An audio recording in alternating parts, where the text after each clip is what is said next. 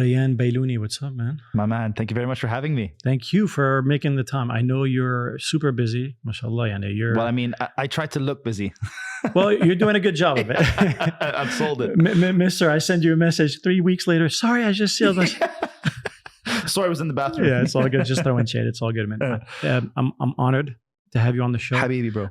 I'm super happy someone like you, and in this case, you exist, especially in this part of the world, because we do lack quite a bit in really good producers. And you're an amazing producer. Habibi, bro. Thank you so much. I appreciate you having me on. I've heard, a little bit of your stuff. Ghalia, our mutual friend, introduced us a couple of weeks ago, and we hit it off right away. And previous guest. And previous guest, of course. Yes. I'm really a big fan of your work. It sounds super clean, super hip, super modern, and diverse. Thank you. And I love the background. I'd like to maybe go back, Before we do, we just need to tell everybody that this cap thing was not organized. Yeah. This is. It's just we both love caps. We do. Just saying. The cap thing is kind of new for me. I'm usually more of a fedora person. Oh, really? When I do wear hats, and it's only if I'm having a bad hair day. You've got a trucker vibe going on. I like it. Well, my friend calls it, like the whole Trump MAGA hat.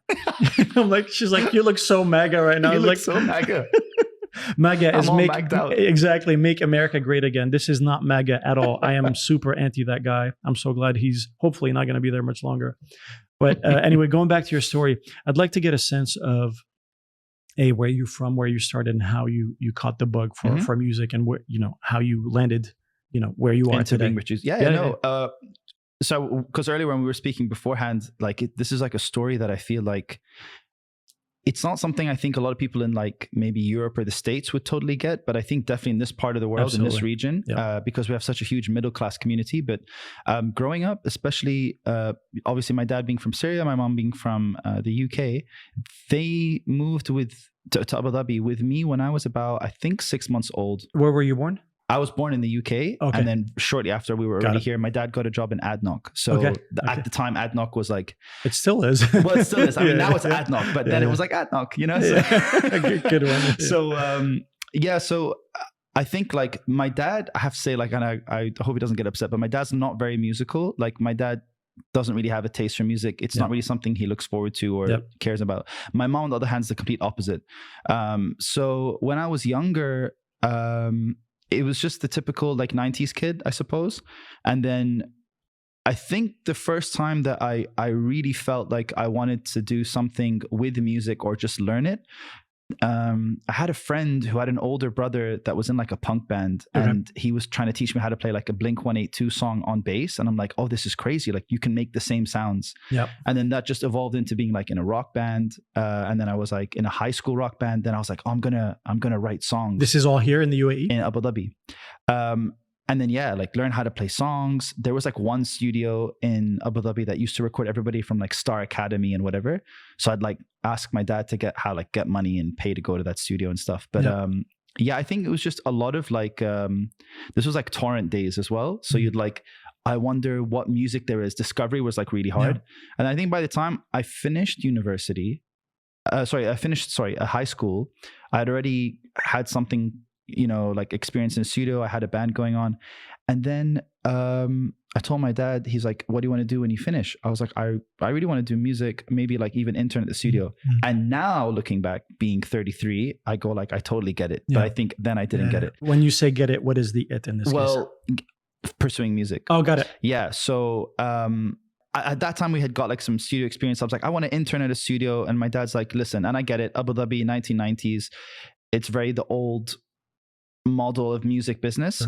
Abu Dhabi doesn't have libraries. There was no scene. How am I ever going to learn that stuff now when I think about it? What options did you have at the time? There was nothing, bro. There was just there was the one, maximum 2 studios. I think Dubai was a lot more active, but nowhere near like it is today. But in terms of 2003, 4. But so my dad's like, no, you're not going to do that. You're not going to make money that way. You have to obviously choose something where you can make a living.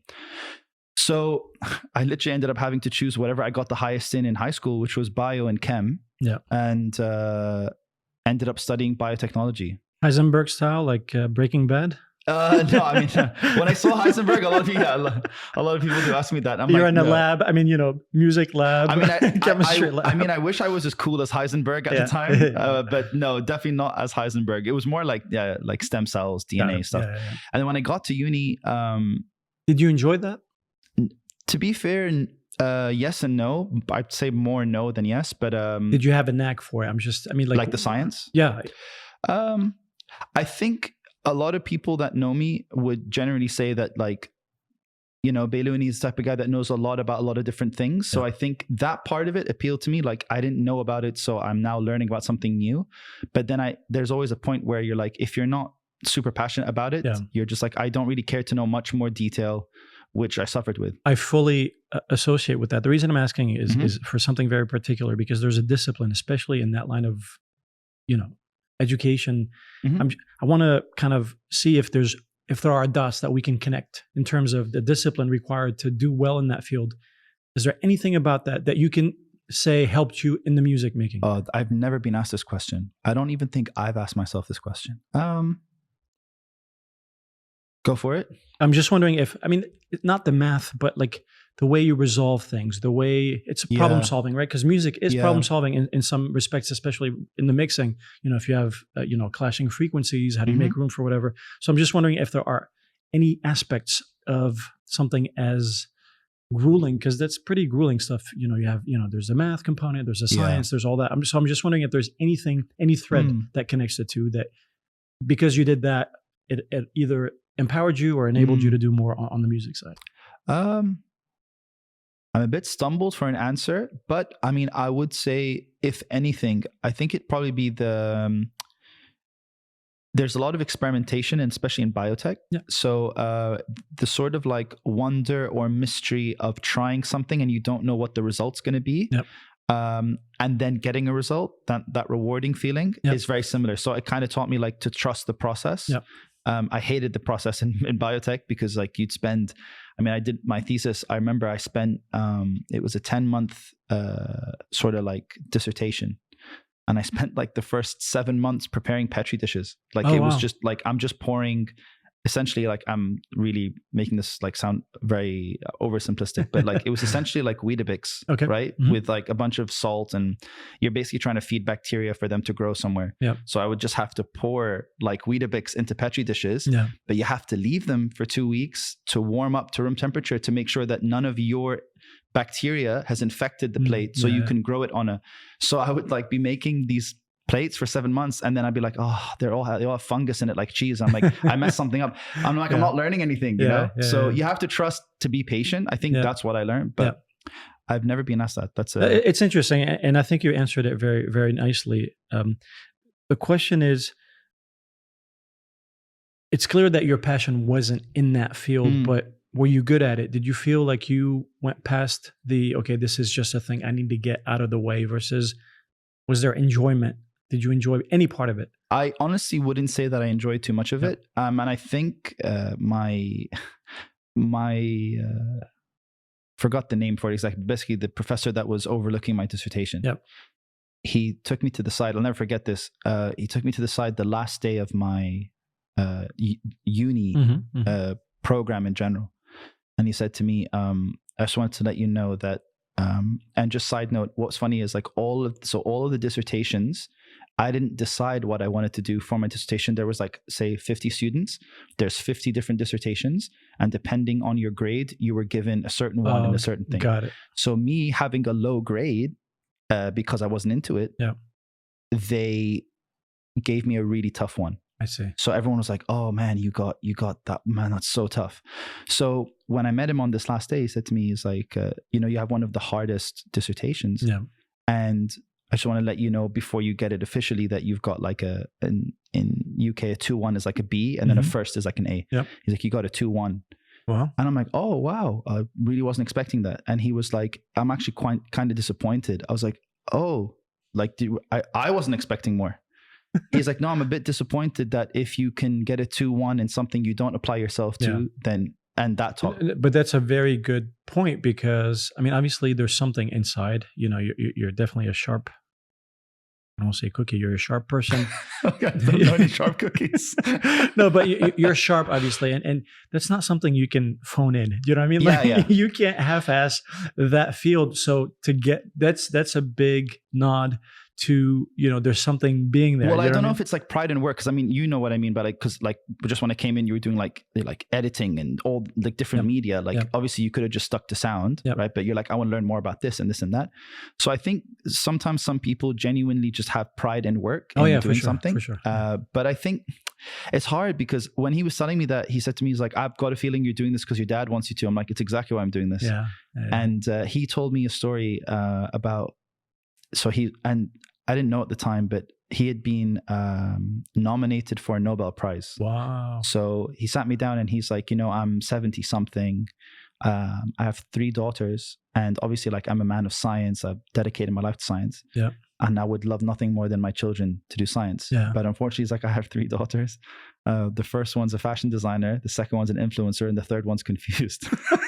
I love that. So I love it. So I was like, which one am I? He's like, the point is that I realized that I can't force that onto them. And then he was kind of suggesting that my dad forced me to do it. Well, like my dad didn't really force me to do it, but at the time it was good advice. And it was a preference. I get it. I mean, I can't say my dad was similar in that sense, but there were paths that they would have preferred for us or whatever. I have a kind of a similar story. So I finished high school at 16 because my birthday is in the summer and I skipped first grade. So I was younger than my peers, and I went through a really, really tough time because that was, I was born in this region in Iraq, grew up in France, and then lived in the States for a long time. So this is in the States? This is in the States, yeah. So I just finished high school at 16. I just remember that I'm a connection freak. I love to feel connected to places, to people, and all that stuff. Of all the needs that I have, I'd say that's the one I lead with. I'll look at an American flag, and it looks amazing. And I'm like, that's not me. I look at a French flag, which is where I grew up, and there's definitely a connection, but it's also not me or not all me. Same with the Syrian flag. And I was like, so I was really confused. And so that's actually, I just started to get into music around 15, 16. So that was my escape, essentially. Playing music, or was it just? I started wanting to be an artist, and then I'm self-taught everything. I didn't have producers, so I had to produce. I didn't have writers, I had to write. I didn't have someone to record, so I had to do all that. Yeah, it's like a typical 90s, 2000s kid. It was a necessity type thing, mind you, pre-internet, pre a lot of things. Yeah. But so I was completely lost, and I was like, it was an identity crisis. So I kind of, my outlet was music at the time. And I remember we had an advisor at the community college where I was at the time. He was blind. He would always walk with his service dog, with his German Shepherd. Amazing guy. And like he called me in one day because my grades were just suffering. I mean, I was just completely phoning it in. I didn't like what I was doing.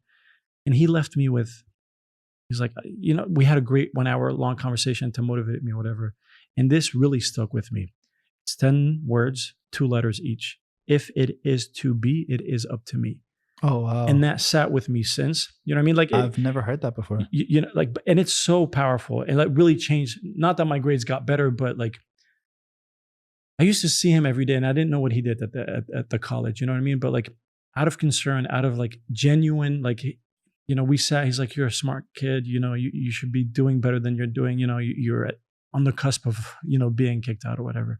And he left me with that. And like, I've written that on so many, it really left a lasting mark. Beautiful. Yeah. But I think the fact that like the commonality between both stories is that it's obviously someone, not to sound too like sadistic, but like obviously much further into life looking back. So there's obviously a lot of self-reflection, like maybe I wish someone told me this when, so you appreciate it a lot more than if it's like you have another 16-year-old friend's like, dude, just do what you want to do. And you're like, what do you know, bro? And the thing is, speaking of timing, or I don't believe in coincidences necessarily. I feel like it came at the right time and it really left a mark because I reference that a lot. You know what I mean? Like, I feel like I'm a walking book of quotes. For some reason, quotes definitely, especially the ones that just leave a mark. And that's definitely one of them. Like I have a ton that I could recite, but for some reason I always go back to that one. And it really sat with me. So it almost feels like, I'll say serendipitous or universal, whatever, but it came at the right time. But that's interesting. But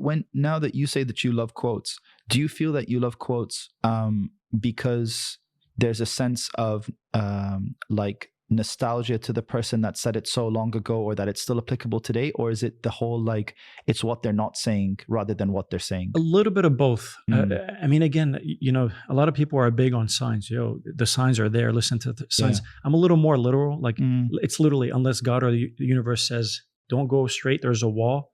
Like, what signs are you talking about? A lot of people are like, oh, this didn't happen, so it means this, because that's all open to interpretation, right? So I'm a bit too literal sometimes. You know what I mean? So when it comes to signs, I mean, I remember after finishing college, one of my assignments, I was contracting as a UI UX designer at the Department of Education in Washington, D.C. And on my way to work every day, there was a massive quote on a massive wall. This is in Southeast D.C., which at the time was, that was the hood. That was probably the deadliest or most dangerous part of the U.S. Wow. Like it was gangs and everything. And there was a huge quote that says, "Don't go where the path may lead. Go instead where there isn't one and leave a trail," or something like that. Oh, wow. And I would see that every day. Do you know what I mean? Like, and I'd read it and I'd like reading it. But again, so it's not the nostalgic part of it, but essentially that's what I've been trying to do since before and after. But it's almost, it feels like a little marker, like how when you make music in whatever your DAW, there is a marker. The marker. Yeah. That was a marker. So a lot of it in this case. Great analogy, by the way. No, but like nice little audio plug. See how I did that? Yeah. No, but it's very much a marker because so it's very much about what the quote is and the space that it leaves around it. Like, why that quote? Why that frequency? We go back to frequencies. Repetition is very important in all types of music or most genres, if you want something to stick or whatever. So again, you find a way to sew it all together. I was going to say the same thing. Because like when I sometimes I hear quotes, sometimes there's like,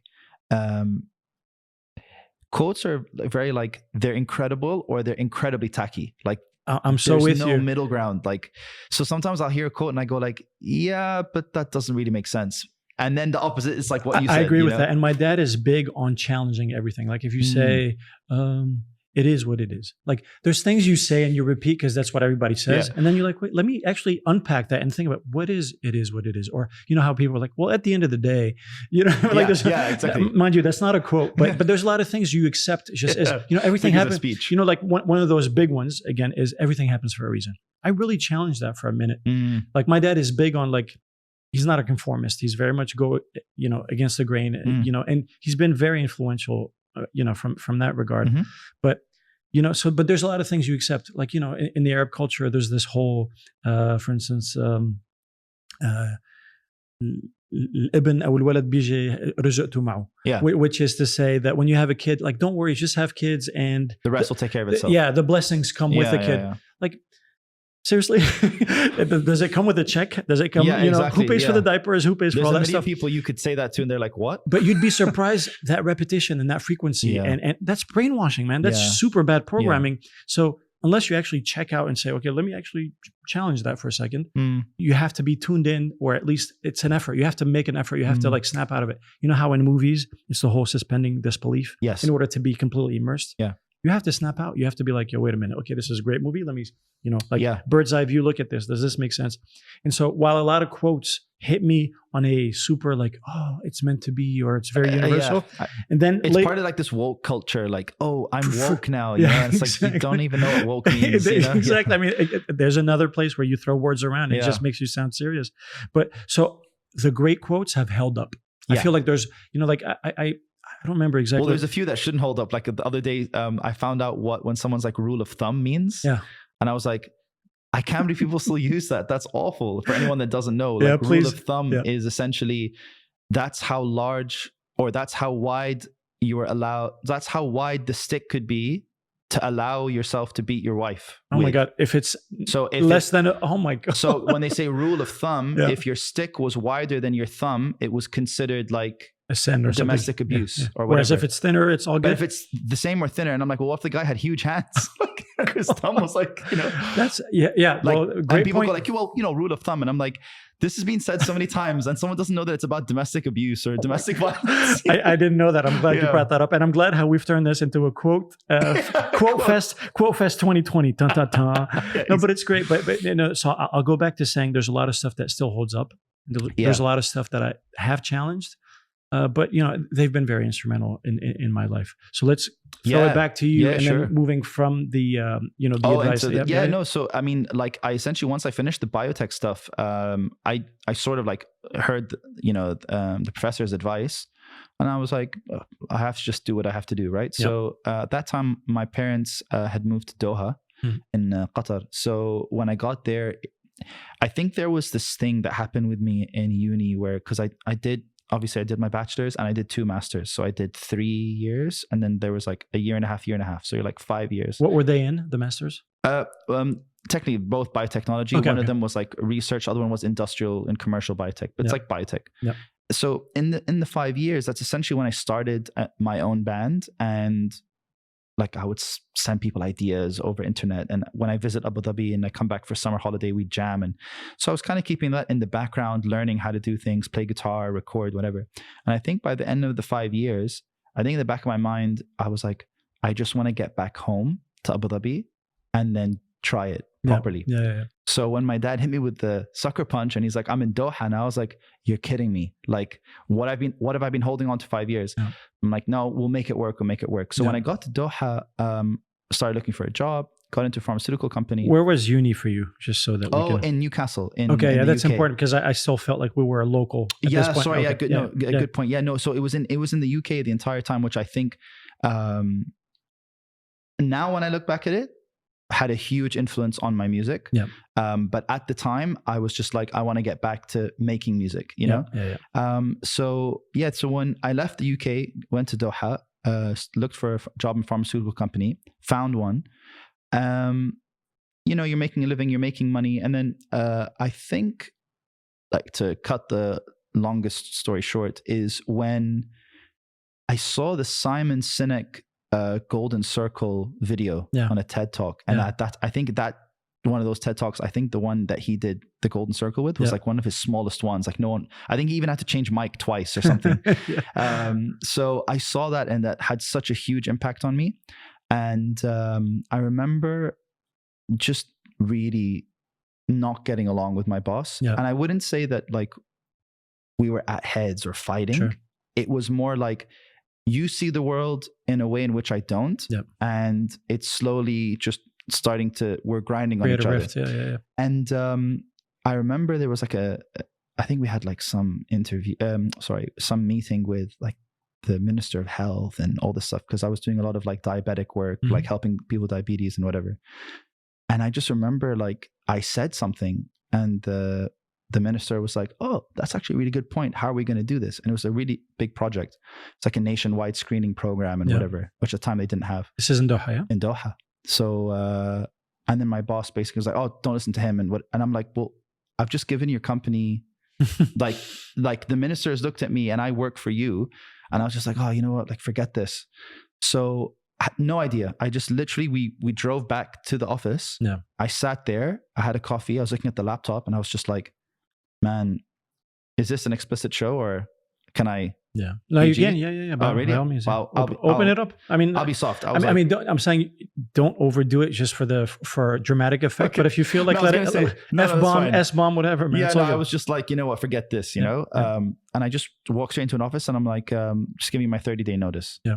I had no idea. I remember I got home, I told my dad, I was like, I quit my job. He's like, oh, what are you going to do? Yeah. I was like, I absolutely have no idea what I'm going to do, but I know what I don't want to do. Yeah. And then that started a 1 year me applying for jobs, but I'm like, half-assed. Yeah. I would say like I tried, but like if they want, like I wasn't going in there desperate. I didn't have that energy of like, I want this. I was just like, yeah, okay. You know, but it happens. Yeah. And I remember in that year is when, with the band and stuff, one of my best friends and my bandmate, he said to me, you know, I don't think we can afford to keep sending this stuff out to mix. Maybe you should try it yourself. I'm like, I don't know, man. Like, had you dabbled in mixing? Like tracking, really? Yeah. Okay. Like I wouldn't say mixing at all. I mean, look, I think now when I look back at it, maybe yes, but like at the time, like, I mean, I did do our earlier demos, but like I wasn't trying to learn what compression and EQ was. I was just like, this sounds good, you know?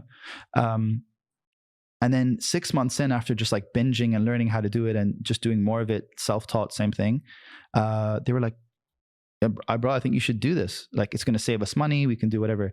And then that album that we released, I ended up traveling to Dubai just for holiday because I'm just like, I want to just see some of the old friends I didn't see because I moved to Doha. Yep. And they're like, show us some of your music. And I was like, oh, I've done this. I've engineered it myself. And they're like, man, this is incredible, bro. If I paid you, would you be down to do my band's work or whatever? And I'm like, paid?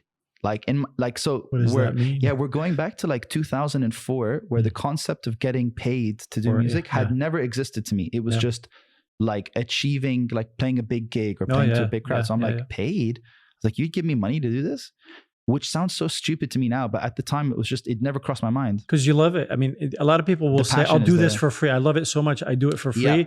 And that there's some undervaluing there, but I get that 100%. Yeah, I mean, there's always that, would you call it, a drop of a coin moment?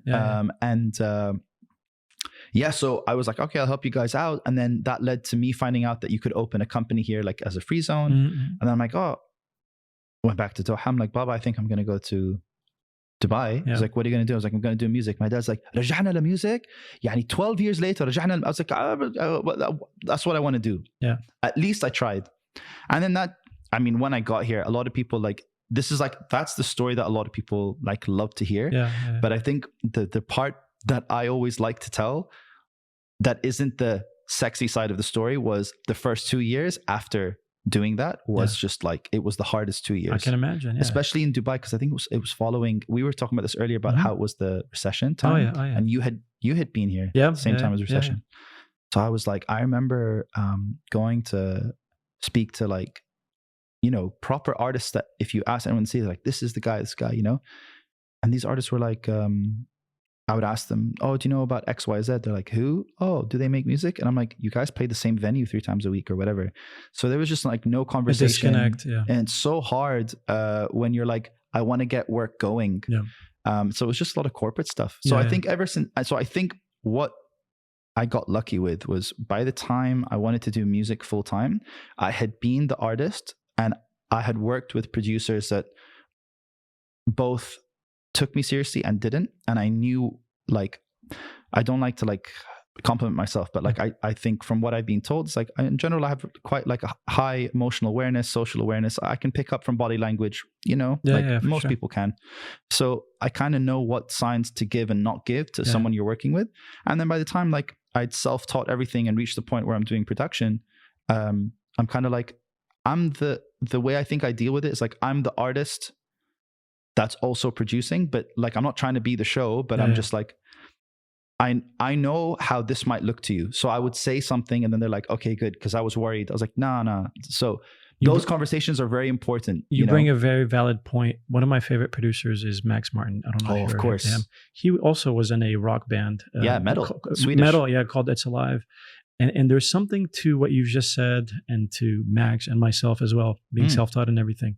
There's something extraordinarily important and so important about being both behind the booth or in the booth and outside the booth, because it's hard to communicate to an artist, especially as a producer, if you weren't there, because you don't know what they're feeling. But having been the artist, you know what it's like. The immediacy, the pressures, the self-doubt, all that. Of course. You can talk them through all that stuff. And in my case, it applies in photography. If you're in front of the camera and behind the camera, if you've never been in front of the camera, you're like, do this. And you're like, why aren't they? Yeah. So that vulnerability, you're able to communicate exactly in a way that is non-threatening, understanding. And comforting. Absolutely. Yeah. Before we move forward, I want to track back to a couple points. Are you an only child? One sister. One sister, okay. And then if we can just go back to that Simon TED Talk, was there something you can identify about that talk that really was the trigger? Oh yeah, easy. It was the best thinkers in the world go from why to what, not what to why. Okay. And then I was like, yeah, why am I doing what I'm doing? And then he said a line somewhere. It's not one of the biggest lines in the talk, but it related to my situation with the pharma company. That's a big one, by the way. Yeah. He said,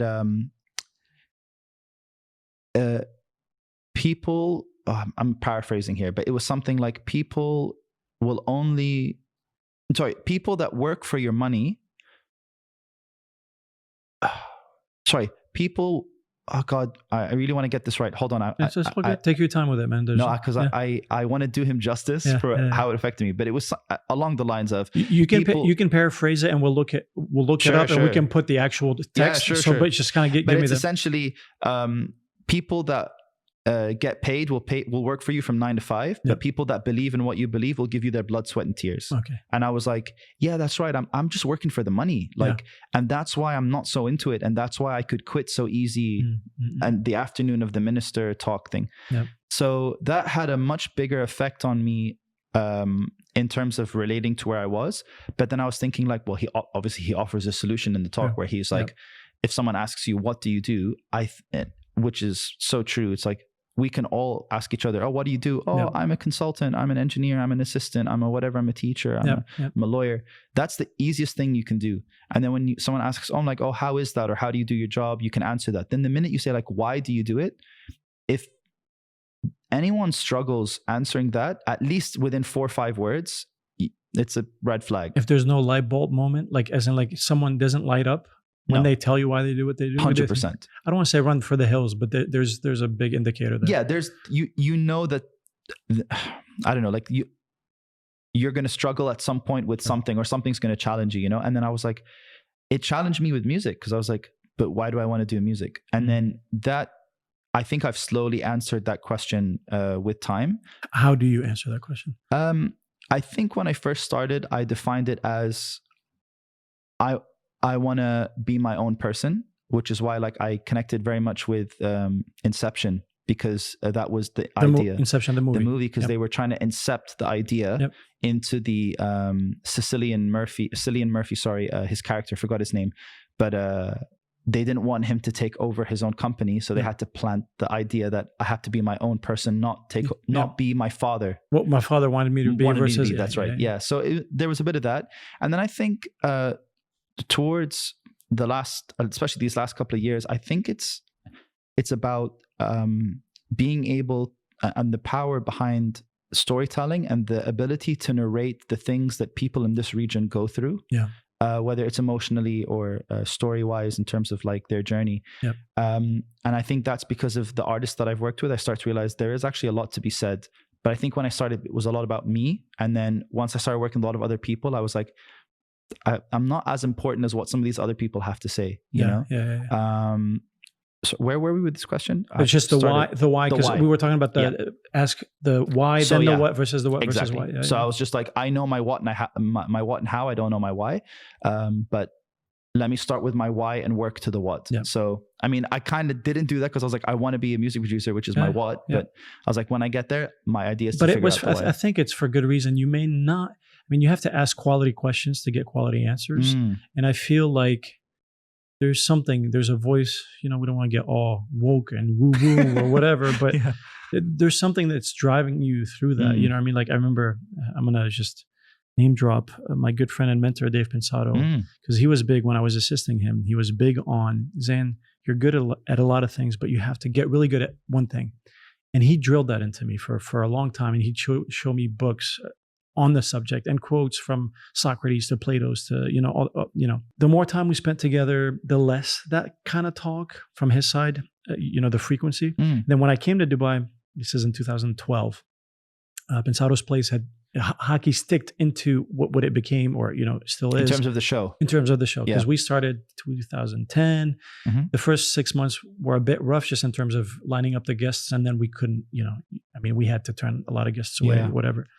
So when I came here, like maybe 3-4 months into it, he called me and he's like, Zan, I was thinking about you and I think I may have steered you in the wrong direction. Really? And I was like, this is serious Dave talk, right? I'm like, what do you mean? He's like, I think about you, I miss you and stuff. And I think I steered you in the wrong direction. The thing about what you do, because one thing we share in common is a love for photography. He loves photography, but for him, it's a hobby. It's not necessarily something. I mean, although he could have been an amazing photographer. Dave is just a freaking genius at everything he does, But it's from that mastery. In his case, he's mastered his audio, and he's Van Halen good in guitar. He used to tour as a kid. I didn't even know that. At 12 years old. I mean, he's like, you know what I'm saying? Like he's amazing. But so he was big. I mean, he became the master of mixing, and I mean, he has more street cred as a hip hop mix engineer Yeah. than most of the people who are in the hip hop community. It's true. You know, he's like, they go to him, you know, he's low end, you know what I mean? Yeah, yeah. So he was telling me, you know, the thing is, if you play me 50 tracks, I can call out a Xanakari track. If you put 50 pictures, I can call out a Xanakari picture. And he said, you know, I think the source of your creativity is the same. It's just trying to come out, express itself in different mediums. Man, Rayan, I cannot tell you, I feel like the giantest weight had been lifted, because my whole struggle, my whole life had been, okay, I'm good at a lot of things. I'm not great or exceptional at any one thing. The whole Like jack of all I trades. was just going to say. So that's something that it's like, I get it. It makes sense. Again, we go back to quotes that you challenge, you know what I mean? Because if you were to just take it at face value, you're like, okay, I don't want to be a jack of all trades. I want to be, you know, a master of some or a master of something, right? And when he said that, I'm like, this is someone who, like, if he says that, you say yes, and you don't question it. I mean, you do, obviously, you should question, but man, I cannot tell you the relief that I felt. I was like, but that's interesting. So wait, so when he told you that, did you feel like you were splitting yourself? You were giving up part of yourself by sticking to one thing? Yes, for me, that's yes. What caused the relief, right? Well, no, I'll try to delve a bit deeper into that. You know, I don't want to call myself a Renaissance man, or what you and I do, you know, when you're multidisciplined anything, you know. I feel like I'm not at all comparing me to someone like, say, a Da Vinci, but a Da Vinci wasn't just a painter. He was a physicist, a scientist. Yeah. Do you know what I mean? Like, he was multifaceted, and those people exist. But what I found out is those things go in trends. Sometimes you need to be super. I mean, in the US, there's someone who specializes in that little ring that they put on the watch. Yeah. You know, generationally, that's all they do. Yeah. And there's value in that. Yeah. But things ebb and flow, right? So there are times where maybe on a massive scale or on a wider scale, people have to do more than one thing. And I think we're re-entering a time where being a good anything isn't good enough. I mean, unless you're a pensado, I'll say, let's just say the top 5 mixers, top 5 engineers, the top 5 producers, they're not struggling. Yeah. But if you're not in that top echelon, you're hurting right now. Yeah. And I saw a trend. I mean, the thing is, this is something that actually really helped me. In the photography world, I just caught the bug, you know. So I kind of, the time he. No, this is pre-Dave, okay. or pre us working together. This is 2006. I'd, you know, back in the days when there were liner notes, you know, I'd look at the back of the CDs and, like, you know, I'd look who it's mixed by, where it was recorded. I was a nerd when it came to that stuff, because for me, I understood the value that was the people behind the faces and the team and the people you idolize. Like, for instance, growing up, as I mentioned, you know, I wanted to be a singer. The artists I idolized, you know, they're all tenors. I'm a baritone. I didn't know what a baritone versus tenor versus alto versus whatever. You know, I listened to Boyz II Men. I was like, I want to sing like that. Yeah. Man, I can't. I mean, so I would strain it's like my you voice. wanted to be Nick Carter. Someone's like, you're Kevin. There you go. Well, no, not even. I mean, that's within one group. But so I really, like, Michael Jackson is hands down the reason why I got into music. Oh, wow. Artistry wise, my first album ever was the Bad Album. Wow. I mean, I remember, you know what I mean? Like, those are very, very, like, memorable. Iconic. Yeah. So Michael Jackson. So I can name, and I'm going to ask you about your favorite producers. I can name my favorite producers. But so when I moved to the States, I'm 15 at the time. I get to the US, and End of the Road by Boyz II Men there was something called America's Top 40, which still exists today. Ryan Seacrest does that. At the time, it was a guy of Lebanese descent, Casey Kasem. I don't know if you've heard of the name. Heritage. I mean, just like Dick Clark or Ryan Seacrest. I mean, in 30 years, Ryan Seacrest will be what Casey Kasem was at the time. Right. So America's Top 40 was like the destination. All the radio stations syndicated that show. And End of the Road was, I mean, just some history. End of the Road became the longest song at #1 on the Billboard charts since Elvis. So there had been like a 30, 40, you know, they broke his record for most weeks at #1. Then they break their own record, End of the Road, with I'll Make Love to You. Beats End of the Road. Then they top those two with One Sweet Day with Mariah Carey. Most weeks at #1, 16 weeks at #1. Guess what broke that recently? Despacito. Tied it. Wow. And then the one that broke it, oh my God. I'm gonna hate myself if I can't remember the one that broke it. Is it a Drake record? It might be Little Nas X. That would make sense. Yeah. I think that's the one. Okay, Old Town Road? Yes. So, The Despacito time and between. Yeah. But you see, but the fact that it was all Boyz II Men. So anyway, it was right time, right, blah, blah, blah. So like when a song gets in you and it's just like you get goosebumps. Absolutely. That song just inhabited Which one? me. End of the Road by Yeah. Boyz II Men. And mind you, I had just left Syria. I was very emotional. I'm 15. I'm going through, Changes. It changes, Yeah. new language, everything. High school where, it's like if you're not in the football team, you're a loser. Yeah. I played in band. I played saxophone. Oh, nice. Today it's hip to be in band. Now it's like, man, throw in like some sax, bro. Now we're going back to the 80s, but this is a time when wearing braces was like, oh, what a geek. Now people was like, between no Bro, braces. I got my braces. You know what I'm saying? So like, again, the ebbs and flows, but so that song caught, like, it just hit me so right at that time. And then fast forward a year, we get into Babyface. Babyface owned those songs. I mean, he did End of the Road, Tevin Campbell, Tony Braxton, TLC, Usher. Prolific. You know what I'm saying? Prolific. So that's when I was introduced to the whole, okay, he's also an artist, but he does all those things. Yeah. So that was, for me, the model that I kind of wanted. Right. You see what I'm saying? Right. I don't know why we went back. We're talking about liner notes. Yeah. So I'd seen Dave Pensado, so from Boyz II Men, I went to really liking Brian McKnight vocally. Yeah. But they sing much higher than I do. So odd reference. But for me, that's who I was emulating. So I would strain a lot. I would sing much higher than I should have been singing at the time, So I saw all these names, and then I saw Dave Pensado's name just repeating. And I was like, he's mixing all these. And I saw what studio he went at. 2004, I went there, interned there. It's getting to like YouTube time. Just pre, and mind you, I mean, Dave, we can turn this entire thing about Dave, but I don't want to linger too much. I do want to say that Dave is someone that I met a bit further, but when I caught the bug with photography, I'd seen a lot of the Dave Pensado's of photography turning from being people who did hit records to then doing workshops, available to everyone. I was like, what's happening? I mean, imagine Drake suddenly does, and it's not because they wanted to, it was almost out of necessity. Yeah. It's like, why is Drake doing a workshop on how to be a rapper? Like, I mean, he could do it. He doesn't need the money. You know what I'm saying? Like, but it just brought down his value. It's like, drops. Yeah. You're like, you're an otherworldly. You know what I mean? And suddenly it's like, hang out with Drake on the weekend.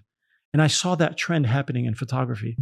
So that's, for me, that was the seed for Pensado's place. Not to say that Dave had lost his magic, but from a global trend wise, photography was becoming democratized a little more. There wasn't Dave was amazing at sharing all his knowledge before anyone used to. So Pensado is the perfect culmination of what he stands for, which is sharing. You know what I mean? Like, he was so giving of his information before. I don't know if you caught the tail end, or like there were magazines called EQ magazine, of course, Keyboard.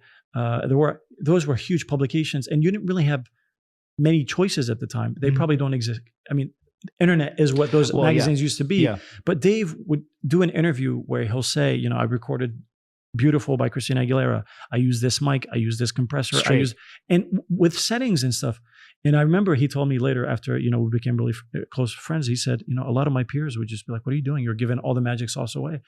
And he's like, just because I tell someone what mic I use, do you think they're going to do what I do? Yeah, of course. So that's insecurity speaking, But you'd be surprised. These are names, like if I told you who was saying that, you're like, really? Yeah, like why would they feel like they... You know what I mean? So this is pre-sharing stuff. This is pre-internet. And so that's why I was really keen on I knew he was a giver, and I'd been a fan of his work before. So the reason I said that, so he already held... I held him with such high regard. Of course. So for him to say that, but again, so since I had that photography so there was that multidiscipline, for me, it was, when he said that, I was like, I love music. For me, if you'd ever asked me what I wanted to do, it's music all the time. But then I caught the photography bug. But again, when he said, you're trying to express the same thing, I'm like, that's what I'd not been able to articulate until you just made it that easy for me. And I'm really sorry for rambling on, but no, it's a great story, because the thing that you're saying here in common, which is very powerful, is essentially it's almost like, I hate the word branding, but it's like you have a core message, you have a core why, that no matter what tool you're using, you're still trying to build the same thing, but you don't realize you are. And then someone's like, oh, by the way, you're building the same thing, but you're just changing tools. And you're like, oh, I see it now. And one of the early episodes we did with Pensaro's Place, you know, obviously you follow it, the whole Into the Layer section. Of course. We talked about the similarities between Photoshop and Pro Tools in terms of, so there's this whole, I mean, I have a book of quotables by Dave, but it's the eye sees, the way the ear hears, the way your nose smells, the way your tongue tastes, the way your hand feel. So it makes perfect sense now when you see an artist, they're also a great cook. They're also a great something.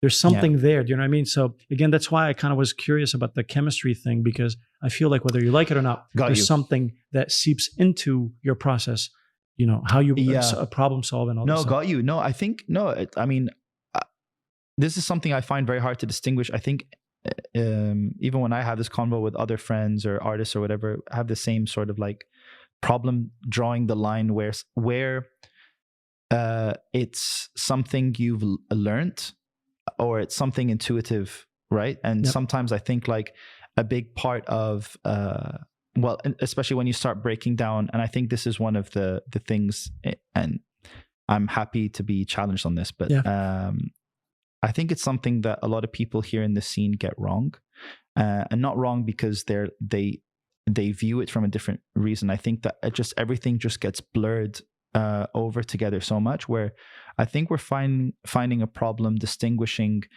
someone that's really great at making music and someone that's an artist. And it actually goes back to what you were saying with Dave as well, where one of the best examples I always use is Bob Dylan.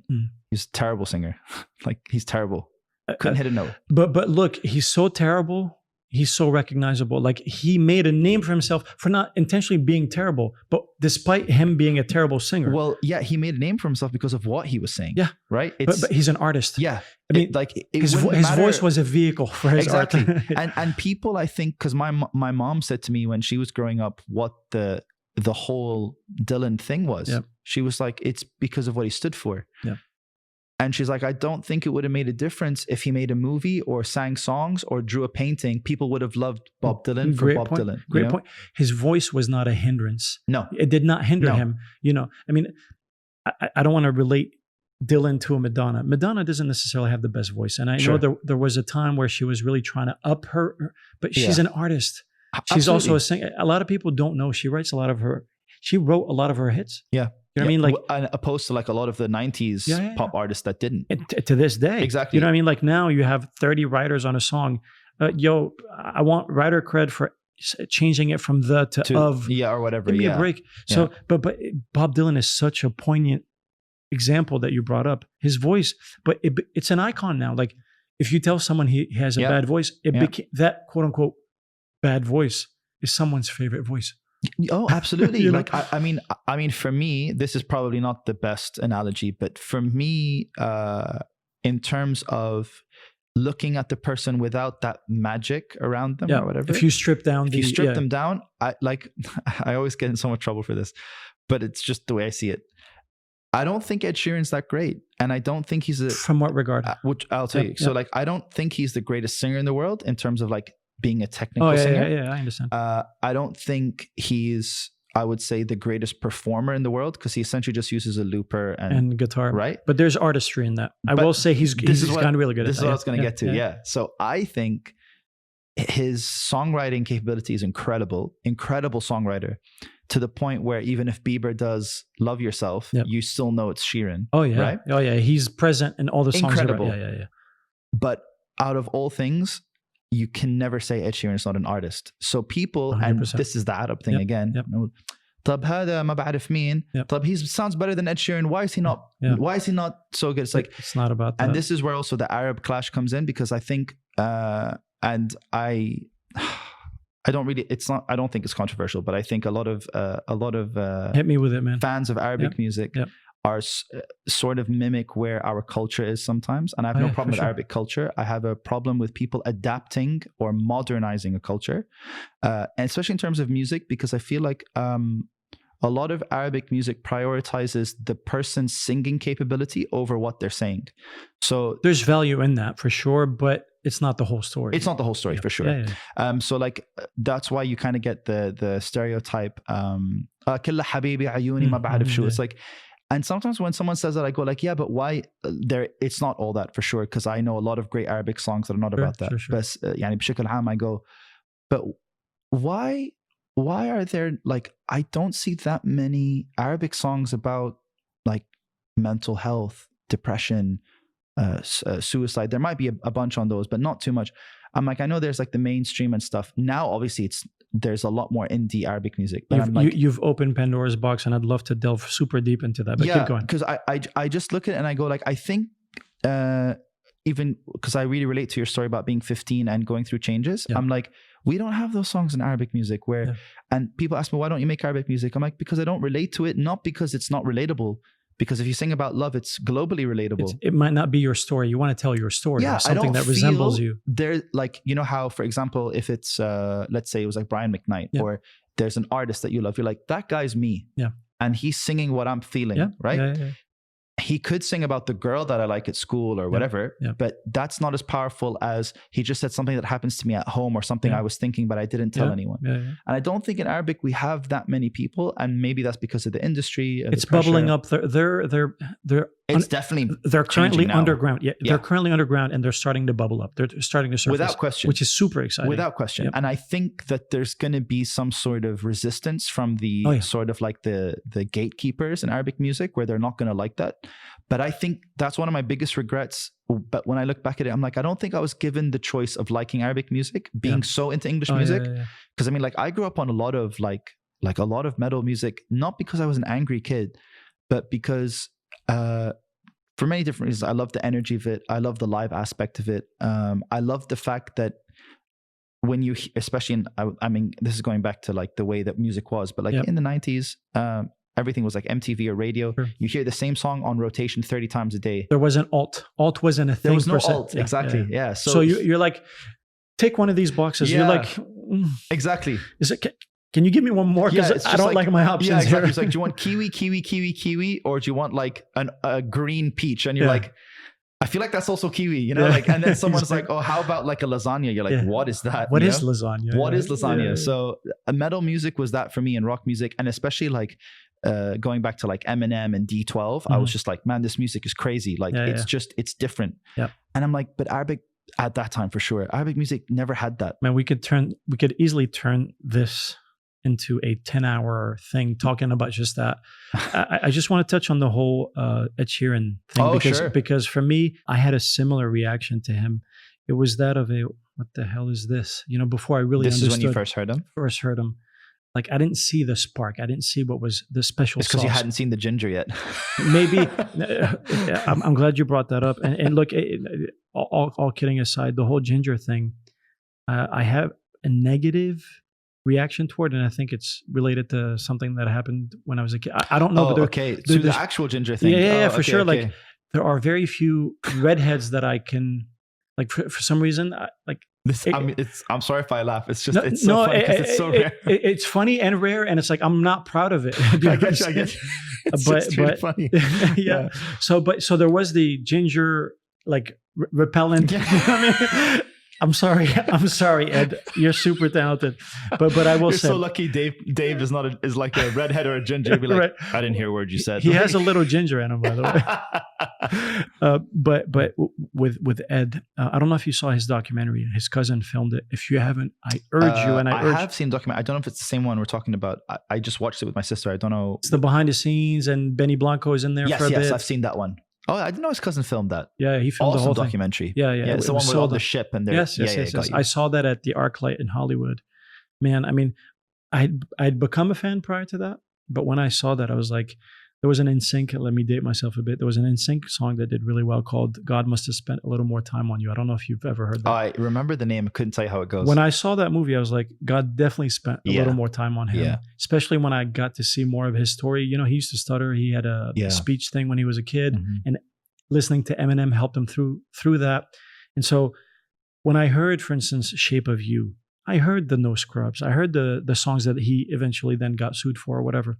That's okay. I mean, he was influenced by that. Like, I love being able to unpack and see all that he's been inspired by. Yeah.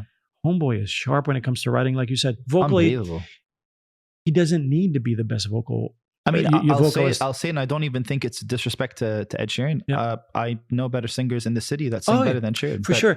But that's neither here nor there. They're Exactly. not Ed Sheeran. I mean, Ed Sheeran is not there by, first you're like, that's a fluke. It's not a fluke. No.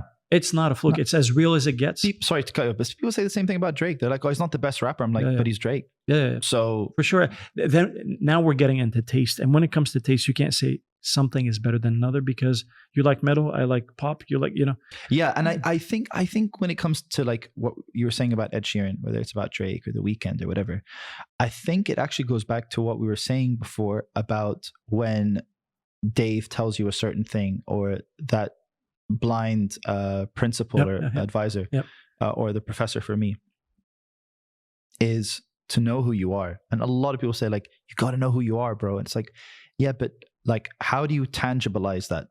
It sounds cliche, but it's necessary. It's so cliche, but it's essential. About that, I don't want to throw anyone under the bus, but there was someone that we both recently saw perform, and and I was just telling someone yesterday, that person is super talented. He doesn't know who he is. I've seen 30,000 versions of that. There's nothing unique, and I hope I'm not,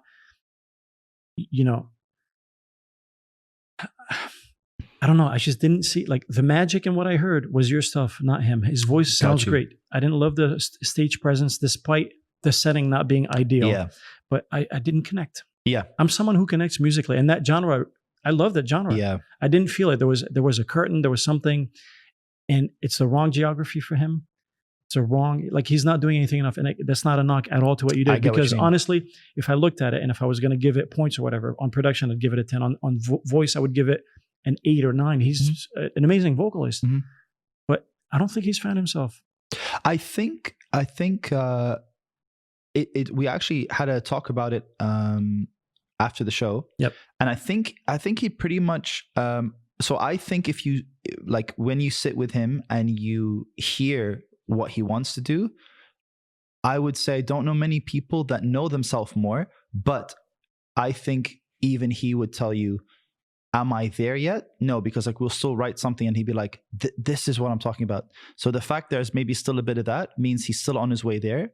I get that, but he's like, okay, so on a journey, you're like, I want to get from 0 to 60 vocally. I want to get 0 to 60 on a writing tip. Yeah. Like he's at 60 already on a lot of things, but the thing that he should lead more with, that's like, take a year, whatever. Yeah. Focus on that. Like you as a producer, this is a friendly advice. Just, I would urge you or urge him to really focus on that, because that's the missing link for him. Yeah, I think, because I mean, I know his backstory, because obviously there was the X Factor thing, and then there was this story that he brought up about with Mac Miller and stuff, and it was like a shock, like, why haven't I started making music yet? So he's gone into this kind of like sort of like power drive, fifth gear. I don't have time. I can't, I can't be singing this music at 50. So how much time have I wasted already?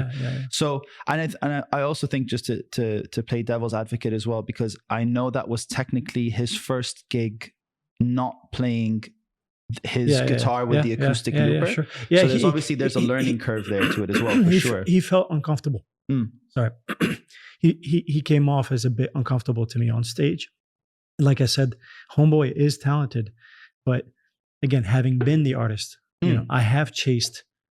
I had aspirations of being an artist. I don't want to say still do. That to me, it sits somewhere else. It's no longer about the hustle and it's like this thing that you have to reach.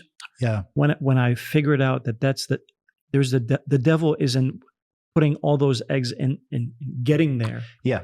That's dangerous. And look, all artists go through that. I'm glad that it didn't take, and I could be a suicide away from that. I could be, a deep drug addiction into that. Yeah. I'm glad I caught myself, or whatever circumstances caused me to become hyper aware of the seduction that is. Oh, of course. You know what I mean? So you talk about age and like, I got to do all this. Man, I was on overdrive at 16. Do you know what I mean? Like I tried, DC wasn't necessarily the best market to try to do what I was trying to do, but you were saying in Washington, I mean, again, a lot of artists have come out, but they all go somewhere else, you know what I mean? So I tried everything. It's just, again, to reconnect the dots on how I met Dave.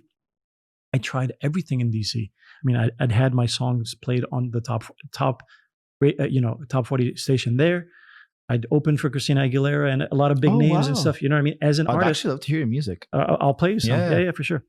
So I'd done all those things, but it took me so long to get there. Then I go to LA for the first time, where I met Dave, because I literally stalked Dave Pensado. I stalked you. I know I told you that. I stalked, and I went and interned at the, where the action is. Within a month, I'd rubbed elbows with all my idols. On day one, I show up and there's Babyface, there's David Foster, there's Timbaland. That's crazy. There's Stock Storch. I mean, that was the factory, that was the Enterprise in Burbank, California. That's where Dave worked. Damon Elliott did Get the Party Started. Mike Dean. Yeah. Mike Dean was there at the time. Because I remember Mike and Dave used to have talks about. Exactly. So 15 years versus a month. Yeah. And the whole time, yeah. This is where I should have been this whole time. Mind you, everything happens for a reason, blah, blah, blah, blah, blah. Yeah. But so that chase, man, I know what that's like, that hustle. But what I learned from Dave, and I was sharing that with, with the same person I told you I was sharing yesterday. What I love about Dave's approach, and that's wisdom. Man, you can't be as wise at 40 as you are when you're 20. What I love about Dave is he's very much about, you knock on the door very softly. If it opens, great. I was Mr. Bulldoze, and that's partly from my dad, because he's very go-getter, and it's worked for him. It works for some people, like the Kanyes of the world, love him or hate him, whatever. There's people that just have that overdrive, and it can be overbearing. I can be overbearing. I don't like that. It doesn't resemble me. The more I found out about myself, the less. The more you went in, you realized how you look like out. The less you try, the more that actually works. I don't know if you could apply that to everyone. I don't know if there's a universality to that. But that approach has worked for me. There is actually, this is two things I always bring up when I had to do any of these songwriting classes, or there's this boot camp that I did with Noah at DXB. There are actually two concepts. One of them is more about, I think it's psychology and messaging, and the other one is actually about film. That explains this. It's the one in film is called the Kuleshov effect, which is essentially, if anyone that doesn't know it, it's like if you take a picture of a man and then show a bowl of soup, the audience fills in the emotion into the man and says he must be hungry. You take the same picture of the man, but you don't put a bowl of soup. You put a woman, you're like, oh, he's in love, but he just has poker face. Yep. So there's an element of actually the less that he does, the more you fill in the blank. To support that, the guy that directed Finding Nemo had taken a course with someone that works with actors and directors. And one of the big takeaways, I don't know if it was a TED Talk or an interview, where he talks about what was the magic of Finding Nemo. And he said, you got to give the audience 2 + 2. And they'll do equals 4, yeah. Yeah, that was the second one I was about to say. That supports what you just said. Yeah, the 2 + 2 principle. Yeah. I think because there's also a point where it's sometimes I struggle with this even when I'm just communicating in general, is I try to make the point very clear, and then it can also come across as maybe patronizing, or someone's like, I got it, You can't worry too much about that. No, I'm just saying. I'm with you. We're in the same boat, man. And I go I think they got it 5 minutes ago, and I'm just sorry, but maybe that's just you're passionate about saying it. It's funny you say that, because I struggle with that on this very show, and I'll tell you why. No, the show is your therapy. Well, not just my therapy. The whole repeating myself. I'm having to dabble between Arabic and English. I'm able to express myself and articulate a little more easier in English than I can in Arabic. So there is that challenge component in doing it in Arabic, which I love. I was like, challenge accepted. But I'll say something that's so much easier to express in English, and I'll try to, it's almost trying to translate it in Arabic first before I express it. So I was like, did that come off? I don't know if that landed. Let me try it again. So in other words, what I'm trying to say is, have you ever done this? Or have you, I'm I've already asked that 3 times. I'm like, what am I doing? 100%. I mean, I don't know about your dad, but my dad is also the old school type where he's my dad will just say a lot in very little. And I don't know if that's my dad just going 2, and I'm +2 = 4 × 8 or whatever. And I just He's Yoda. Your dad's Yoda. Yeah, honestly, I don't know how he does it. And sometimes sometimes he'll just say one word and you're just yeah, that was it. That was pretty much it. It's the whole, in Arabic, العصفور بالشجرة أحسن لا. It's a bird in one hand better than 2 on whatever. Exactly. My dad isn't quite like that. Your dad sounds just super wise and he's a man of few words. It's just very savage. He'll be endurance. And you're Yes. Is there more? Yeah. You're like, I actually don't have anything to add to that. Elaborate. Yeah. Fill in the blanks. Good luck with that. Yeah. So you were saying your dad? So my dad is very expressive, and he's Energizer Bunny 24 hours. That's great. He sleeps with passion, he eats with passion, he talks with passion. No, like, it's passion on wheels. You know what I mean? Like it's amazing. Yeah. Like it's you will meet people that are like, I call it, like, especially when you're writing a film or like a screenplay, they're very like round characters. And then there are like characters which we normally associate with like maybe like the more evil or the more, manipulative type. They're not as round. Like you don't understand them. You have to try to get to understand their motive or whatever. But I think like, like in general, the to put it like, when we're going back to the Drake Ed Sheeran thing, in general, like the saying less and letting people assume more, something Drake is like a master of. And I think I just said this at the panel I met you guys at. One of my favorite examples is the Drake Weekend example, because I always think like, what if those two guys were in Dubai? Let's say they did Arabic music. It didn't really matter.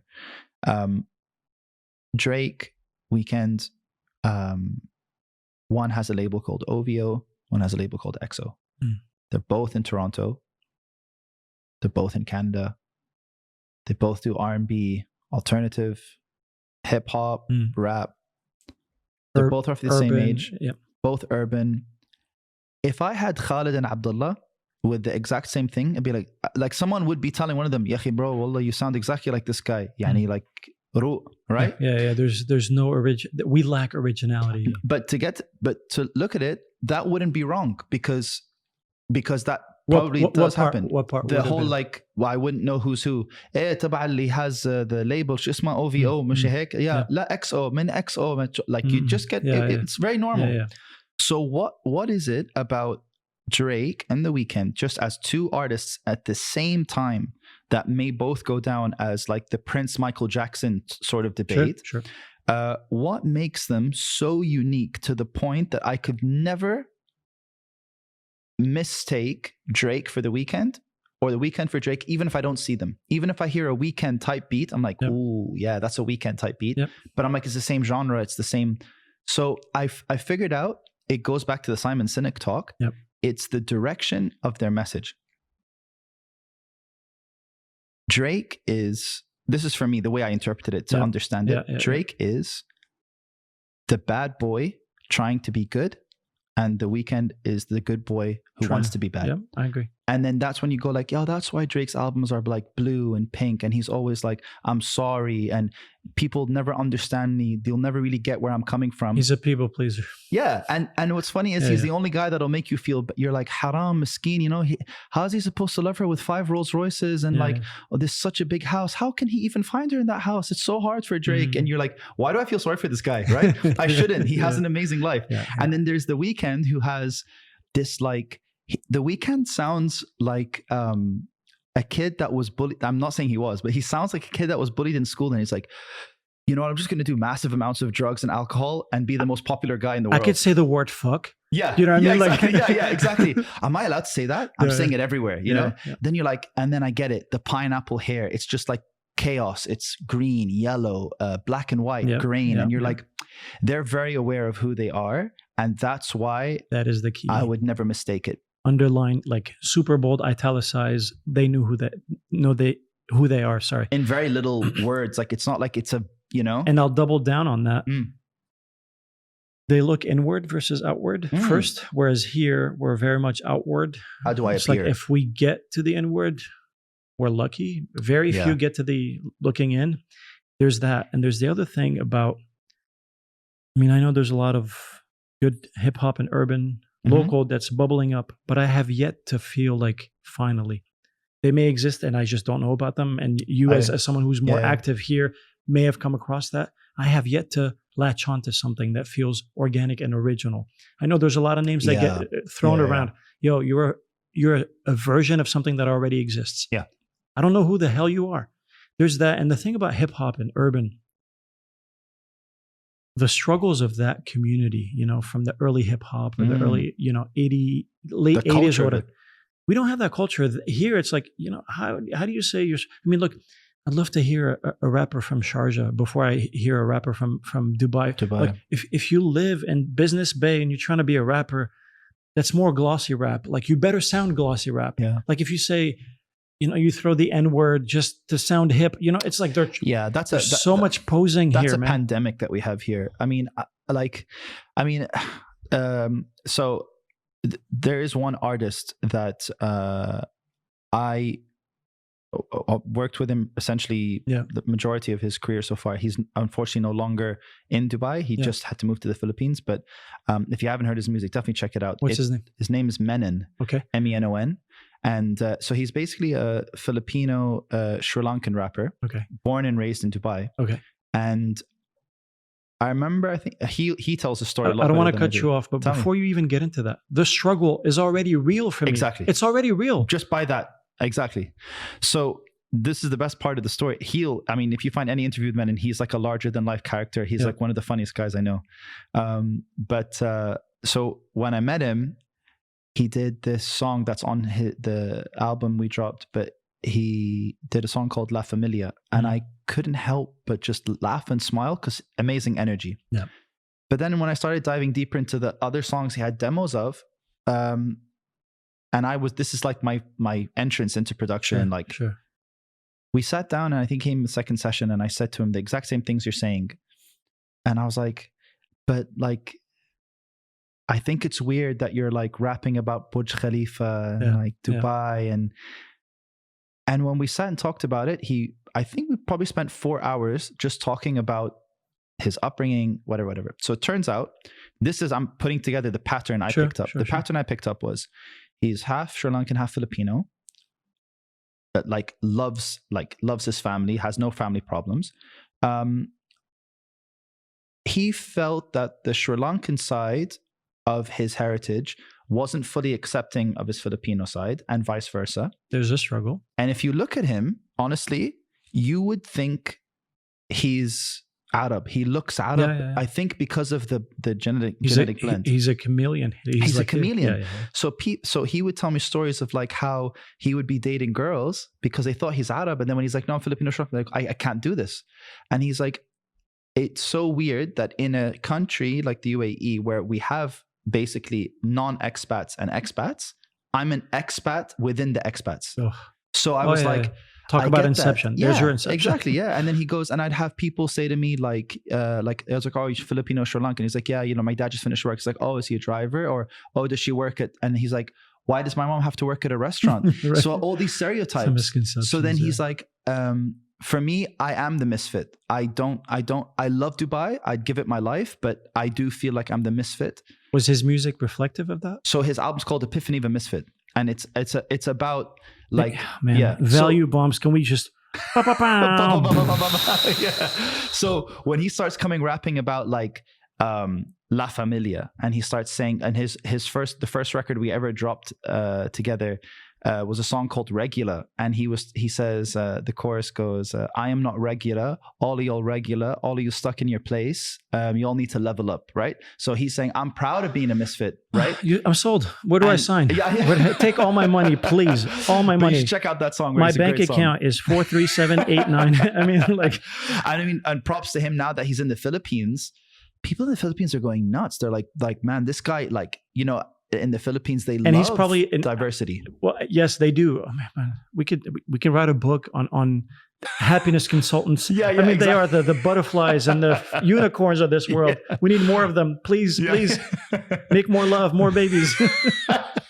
we need a revolution. Yeah. But you touched on a super important point, man. Like, when you sing, if you're an Arab, like, look, the reason you make sense to me as a producer is your background. You're an extension of your background. You have not run away from that. You're not ashamed of that. You've worked it. You've parlayed it into who you are. It makes sense for you to be producing that. I understand your reservations about maybe dabbing a little more, or if at all, in Arabic. Yeah. I get that. And I think you may cross that line at some point. I already started. But yeah. But I'm saying, like, I don't know that you lead with that necessarily quite yet. No. But maybe you will.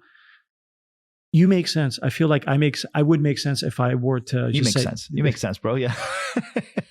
we're sense You make makers. sense. We're sense makers. I know they exist. The reason I gravitated towards Ralia makes sense to me, man. She's telling her story that belongs. Man, if I hear a song, whether it's rap or whatever, you better give me who you are in your habitat. Yeah. Don't try to be DJ Khaled, Yeah. another one. Yeah. Like, even the whole DJ Khaled, like, I don't know, that to me, that's a bit questionable. Yeah. And like, man, there's a lot of posers out there, man. Yeah. Like, can you just look in the mirror? No disrespect. I say this with love. This is not a diss, but I feel like this is your Achilles heel. This is what's holding you back. A lot of people are like, yo, man, there's no industry. Yo, give me real. Real sells. Real travels. Absolutely. It doesn't need to speak. It doesn't need to. Well, we'll circle back to a perfectly placed quote. Confidence is silent, insecurities are loud. Yes. I love that. Yes. I was very loud once upon a time until I realized that. I'm like, man, I'll let my work do the speaking. Yeah. Guys, tone it down. You're a bit too freaking loud right now. Yeah. Get good, get silent. Your silence will be deafening in the most beautiful way. Yeah. Please work on that. That's the one thing I could, I hope to instill. And again, it's not like, oh, who's this? Who are we to say that? I'm not pretending to be a Mr. Know-it-all. I'm not. I'm someone who's been privileged to have done X, Y, Z. Doesn't make me better than you. But I see that as being the missing link in this region. Yeah.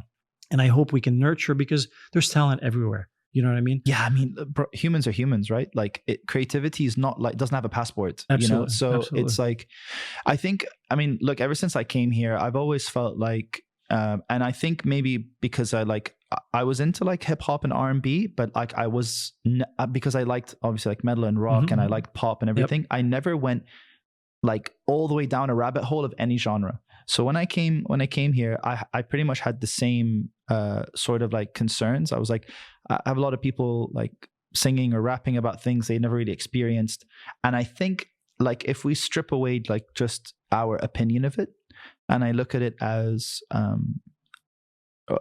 explain it to the person from their view. I'm like, well, if you're talking or rapping or singing about these things and you've never lived that culture, forget the fact that like, I entertain. I do accept that someone could be like, I don't have to live there. I'll accept that, like, to whatever.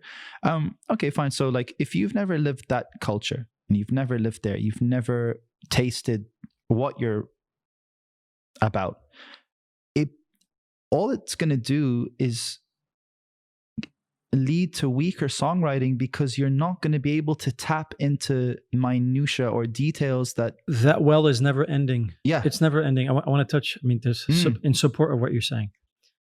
I think the key is to localize what it is you're trying to do. I know it might not sound hip, like, okay, Dubai doesn't sell quite yet or whatever, or Doha, or pick insert city here. The perfect example is, look, you may not like it, you may frown upon it, Gangnam Style. That homeboy, he localized it and it worked. He wasn't trying to be Tupac. He wasn't trying to be like, yo, don't wear a bandana because you think it makes you look cool. Like, yo, if stylistically you like that, fine. Yeah. But man, I know who you're trying to be. Yeah. Yo, make me guess. Yeah. Make me like, oh, what's this? Yeah. Let me ask that question. Yeah. Gangnam Style worked because it sounds the way it looks, the way I would assume Seoul, Korea, or whatever, that Gangnam district or whatever.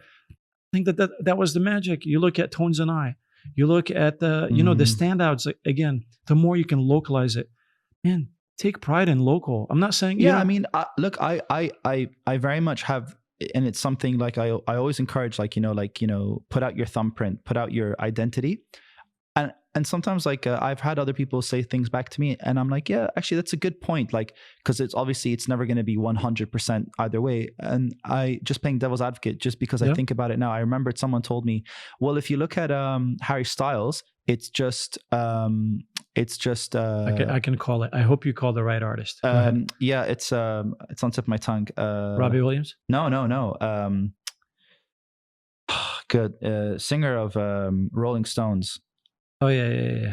Mick Jagger. Yeah, it's Mick Jagger reimagined. It's the same outfit, it's the same colors, it's the same text, and I'm like, I see a combination of Mick and Robbie Williams. For sure, especially because of the UK link. As well. Oh yeah, for sure. So man, I feel like the UK's favorite song, like the benchmark for them is hold on, Wonderwall. I was just gonna say it's Wonderwall in the UK, and in America it's Hotel California. Like it had So like when they say that, I'm like, well, that's true. And they're like, well, if you look at, like, for example, Adele is like Aretha Franklin reimagined. And I'm like, well, yeah, I can't dismiss that notion that Adele's not from America. She doesn't know anything about, she never lived like the life of someone's soul. I don't exactly see that link, but I'll roll with it for a second. Basically the idea that, like, let's say you have artist X in Dubai and he can be reimagined. Yeah.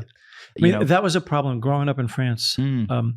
There was a French song. There was something French about songs. When I dipped to the States and revisited France after not having been there for 10 years, I went and was like, that sounds like Pink, but she's singing French. That sounds like, that's a French Britney right there. That's the French Justin Timberlake, who's married to home chick Christina Milian. His name is M. Pokora. I don't know if you've come across this. I know Christina Milian. He's the French Justin Timberlake. Oh, wow. He did a song with Timbaland and was it Magoo? Timbaland called Dangerous. After we get off here, I'm going to show you that song. Yeah, please. It's Justin Timberlake reimagined in French. Like, so I saw that in markets that you thought already had their shit together. Identity. Do you know what I mean? So sorry, carry on. But that's a thing. No, that's globalization at its best. Yeah. You know? So because localizing, it's also like this is something we talked about in last year's Nomad panel. It's also like because I agree with you, because like if you talk about, you know, the sound of London, Toronto, Paris, I know what you're saying now, but in general, Germany, there's like Schlager music and stuff like that, K-pop. Yep. So when you look at how did those sounds come around, you look at, there has to be some sort of commonality. There's a lineage. There's definitely a point A to where we got today, for sure. So then I think of like, well, localizing the sound in Dubai, we need to understand that, like, as a community, what is it that we're all about? Right? Because I think Toronto's a great example of what Dubai could be. Yeah. Forget about the Drakes and stuff. I'm just saying in terms of like a demographic, the melting pot that it is. The fact that it was basically a sort of like forgotten America, like, you know, and it's a bastard stepchild. It's exactly. A nice kid. Exactly. You know, and then you have like the people like Bieber and Drake take over. So I'm like, okay, we don't have the Michael same populations. Bublé, you know, I mean, people can even say like Avril Lavigne and Nickelback, but you know, Nickelback. Let's leave that alone. Well, they're Canadian, but you know, so so like I think. You have to, like, I mean, Dubai is like, you're, you know, talking 200 million to 2 million or whatever it is, 400 for it. But I definitely think that, and I don't like to just like put Dubai in the bubble. Obviously, it's like Abu Dhabi and there's Saudi has its own thing. But I think in general, the one artist I would say that's tapping into the heartbeat of what a lot of people here in the region are about is Freak. And, I would agree with that. Yeah, and I think, especially with the messages that he puts out. And he has this great way of saying that every song, so there's like a couple of things he tries to get across in every song. And I love the fact that he does, especially lately. It's like sidetrack for a second. I remember so I've known Freak since I was probably like 15 years old, Abu Dhabi days. And then he used to also be a metalhead. It's sort of how he got his name, if I'm not mistaken. Everyone used to be like, who's this rapper guy that's in the metal crowd? Like, what is this guy, a freak? And then it's the other way around. You know Deadmau5? Of course. You know how he got his name? No. So Deadmau5, this is back in ICQ days where you used to have a handle. Oh, right. So apparently his computer stopped working for a minute, right? So he went in and he found a dead mouse in his computer. You're kidding. So in the ICQ chats, he becomes, oh yeah, that's the guy with the dead mouse. No way. And that's, you know. That's sick. I didn't know that. Sorry, go back. That's a crazy story. That's crazy. And now the thing makes sense. Yeah. Oh, for sure. Yeah, that's crazy. So then he's like, then went through this phase and he became a YouTuber. He made like funny videos about like what people in Dubai say, what people in Abu Dhabi say. So then when he started doing the rap thing, and then finally met him, I think the first year I moved back, he was one of the first artists I linked up with, purely because I knew him. Yep. And I was telling sometimes that's good enough, man. Yeah. You know, so I said to him, I feel like you represent or you speak for a lot of the people that other people call like hashakil or habarbash or whatever the name is. They call them mabarif, like chamakh. I don't know the words. Local, yeah. Localized. And I was like, but you make, and they're a huge community. And I used to hang out. If anything, there probably are people that called me that at some point in my childhood. Notice what you just said. Local community. Local community, 100%. So when I told him that, he was like, yeah, I get you. And I think he was still trying to like be an Arabic rapper. That was essentially the thing. And then the last 2 years, it just completely became like so focused. And now every song, the title is something someone would say in a social setting to someone else, but it's also something a Westerner could repeat. Gotcha. Like, right? Say Habibi, something so, like even the names of the songs, ولا كلمة, right? Yeah. تتكلم على مين؟ تتكلم مع مين؟ ولا كلمة. You're like, so anyone who doesn't know Arabic is going to be ولا كلمة. And they love that, especially in the US. My best friend. Like, my best friend Erica. Like I have a friend named Rami Karami. Right. Shout out, Rami. What's up? Yeah. She's like, she can't just say Rami. She loves saying it. Rami Karami, that's so funny. Ha ha ha. You know what I mean? Like that their kids were so good. You know what I mean? I want to call him Rami Karami. You know, like oh man, he's gonna hate me. Karami loves pepperami. So like no, but like it's like to your point, they love things that are repeatable. They love it. I mean, that's actually like I know that because my mom being English, like the amount of words in Arabic that she butchers is just hilarious. You know, like I remember once it's a slightly stereotypical, but I love it. I remember I was like, I always talk with my mom in like our Geordie accent because it makes her feel at home. And I was like, Mom, do you like Egypt? She goes, I like Egypt. I was like, have you been there? She goes, I think I've been once. I was like, you think? And she's like, I think, yeah. I was like, do you like the way they speak Arabic? She goes, I don't mind it. I just don't get it. I was like, why? What don't you get? She goes, and this is an English like person. She goes, it's all just haggis and gagas. You know? And I'm like, yeah, exactly. But I'm like, she doesn't even speak Arabic, and that's what she picked up on. You know. So I think, and so obviously going back to the freak thing, you look at the track names. I think even if we pull up a Spotify, every single one, like it's like Wala Kilma, Mish Fadi, brilliant. What was the other one? The one that he just released, Mish Fadi. Tell him to name his next album. Can I open this on my phone and just say it and read it? Tell him to name it Brilliant. Brilliant, because he is brilliant, bro.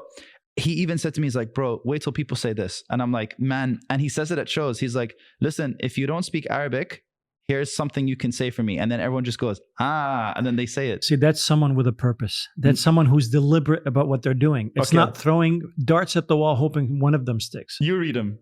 Okay, here we go. Top 5. Top 5, here we go. ولا كلمة شوية خاسي okay. مش فاضي وخلي ولي. Like if everyone that's a Westerner probably knows all those words. Yalla baba shway shway, you know? Or going back to Erica, who likes to say Rami Karami. When she gets mad at me, she's like khalas. You know what I mean? Exactly. Yeah. And they say it in that like Western way. Kalas. You know? This is something I'm half British. I still don't get this. And it used to drive me up the wall as a kid. We need to address this. This is a very important issue. This is probably going to reach the UN, and this is really important right now. Hit me. So I want you to address this camera, sir. And this is really important right now. You need to listen to what I'm saying. If you're white, if you're anywhere as white as me, you need to be listening to what I'm saying. People, especially non-Arabs, this ha thing needs to be addressed. So when I was in school, someone would be like, I feel like I know where this is going. We have a white teacher, and then she'll be like, what's your name? And then he goes, Khalid. She's like, Khalid. And he's like, yes. Right? I'm running with it. Yeah. It's like, what's your name? He's like, Ahmed. She goes, Ahmed. And I'm like, this is destroying me. And then he's like, Ahmed, ha. She's like, and she's like, and your name? He's like, Khalid. She's like, Khalid. He's like, kha. She's like, I can't say that. I'm like, bro, I went through this for 10 years in school, and it's like obviously like a lot of like Emiratis and like Saudis and stuff, and they're like, يعني تستهبل ولا يعني like, are you like taking? I was like, I don't know why this is so hard. Man, on that note, I'm gonna shout out my homie Ala. He was just telling me about his kids whining about why they can't have a Christmas tree because they want a Christmas. They're like 3 and 5 or something. Okay. Like, Dad, can we have a Christmas tree? He's like, my name starts with A. We can't have one of those. I thought it was the most brilliant thing I've ever heard. My name starts with A. We don't get a Christmas tree. It's like default. I'm saying it from now. Exactly. I actually had a friend. I mean, I don't know if he's my friend anymore because I think he hated me after this. But like, obviously, I think maybe like he took it like I was trying to like make fun of him, but I wasn't. I was just like having a joke. Yeah. It's maybe just the banter thing. So his name was Aqad, right? And I was like, wow, that's good luck, homie. Yeah, good luck. like, you know. So I was like, what's your family name? Yeah. He's like Aqal. I was like, no, your family name. He's like Aqal. I was like, your name is Aqal? I'm like, he's like, yeah. What? I'm like, can I just call you Gargle? Because that's all I hear. He's double wise. Like, that's all I heard. And he hated me. And I was just like, oh man, I'm just joking, man. Like, we can make fun of my name too. It's cool. But like, like when I think about that, I'm like, how do you tell? Yeah. Like, bro, when I went to the UK for uni, like there were so many of those moments where I'm like, mate, I've been through this a million times with just family. So getting to uni and explaining that cultural difference, and then just going back to the freak thing, like when family would visit, these are the words I'm telling them. Yeah. So if someone says mashallah, it means this. If someone says shway, it means a little bit, and they're like, okay, can I just shway? Yeah. So the fact that he can then talk about this local community and the culture, but package it in almost like this beginner's guide to bite size. Yeah, bite size. You know? The Dummy's Guide to Arabic. Yeah. So I mean, look, not everyone can do that. Like, it's not just like, okay, I'll do what Freak is doing. And there's whatever. novelty in that, but sorry, it's because he's from that. Yes, again, localized community. It's amazing. Now I really want to dive into your work. Before I get there, I'm super fascinated with people with a metal/rock background that make the jump into, or the leap into, mixed genre. Oh, heck, even into pop. Man, Max Martin is the master. You know, he works with a guy named Shelbeck, his number 2 at, I don't know if they're still doing stuff together. That's not that's a common thing. Rick Rubin? Rick Rubin. Yeah, obviously he is the Max before Max. Yeah, the for sure. What do you think it is about that makes you transcend that genre and do well in something that is alt to that? Got you. I actually, this is something I had to think about a lot doing it. I think, so there's an interview with Rick Rubin and Zane Lau. I'm sure you've seen it, the really long one. The Apple Beats one. Yeah, the Beats one. Yeah. Yep. I haven't seen that one though. Oh, it's really good. I've seen one where he was with Kanye. Pharrell. That's right. Amazing. Yeah, that's great. It's in actually the exact same spot. Yeah. So he's explaining like how it impacted, and he approaches it from a very Zen place, though. He is right? Zen. Yeah, no, for sure. But so I don't want to cut you off, but sure. I feel like that's such a big part of him, and it happened later Zen for him. Part, you mean? Yeah. So it's like he found himself later from a bird's eye view, and he's just like, he's incredibly grounded. Like it's actually sometimes it's he quite is intimidating. Earth. He is Mother Earth. I mean, he does interviews barefoot, so you're just he is one with the earth. He is Mother Earth. Yeah, and he's like has an orange tree behind him, but he's living in Houdini's mansion. You're like, how do you live in Houdini's mansion and grow oranges? Like that doesn't make any sense. So unless it's like a magic trick, but so I think. He was saying it, and I think he said it the best, because he was explaining like working with Run DMC, Eminem, Ed Sheeran, Adele, Aerosmith. He was even talking about who was it again? Goodness, it was a pop artist. Justin. Might have been, no, it wasn't Timberlake. I forget it for now. But the point being, like he was going through all these different huge artists that he worked with, and he got to the System of a Down, and then the question that everyone, I think, from the metal world was waiting for was the beef that he had with Slipknot, because Slipknot, essentially are, you would still say, probably the biggest metal band in the world right now. And it's metal's in a weird place now, because the biggest bands that headline are still the bands from the MTV days.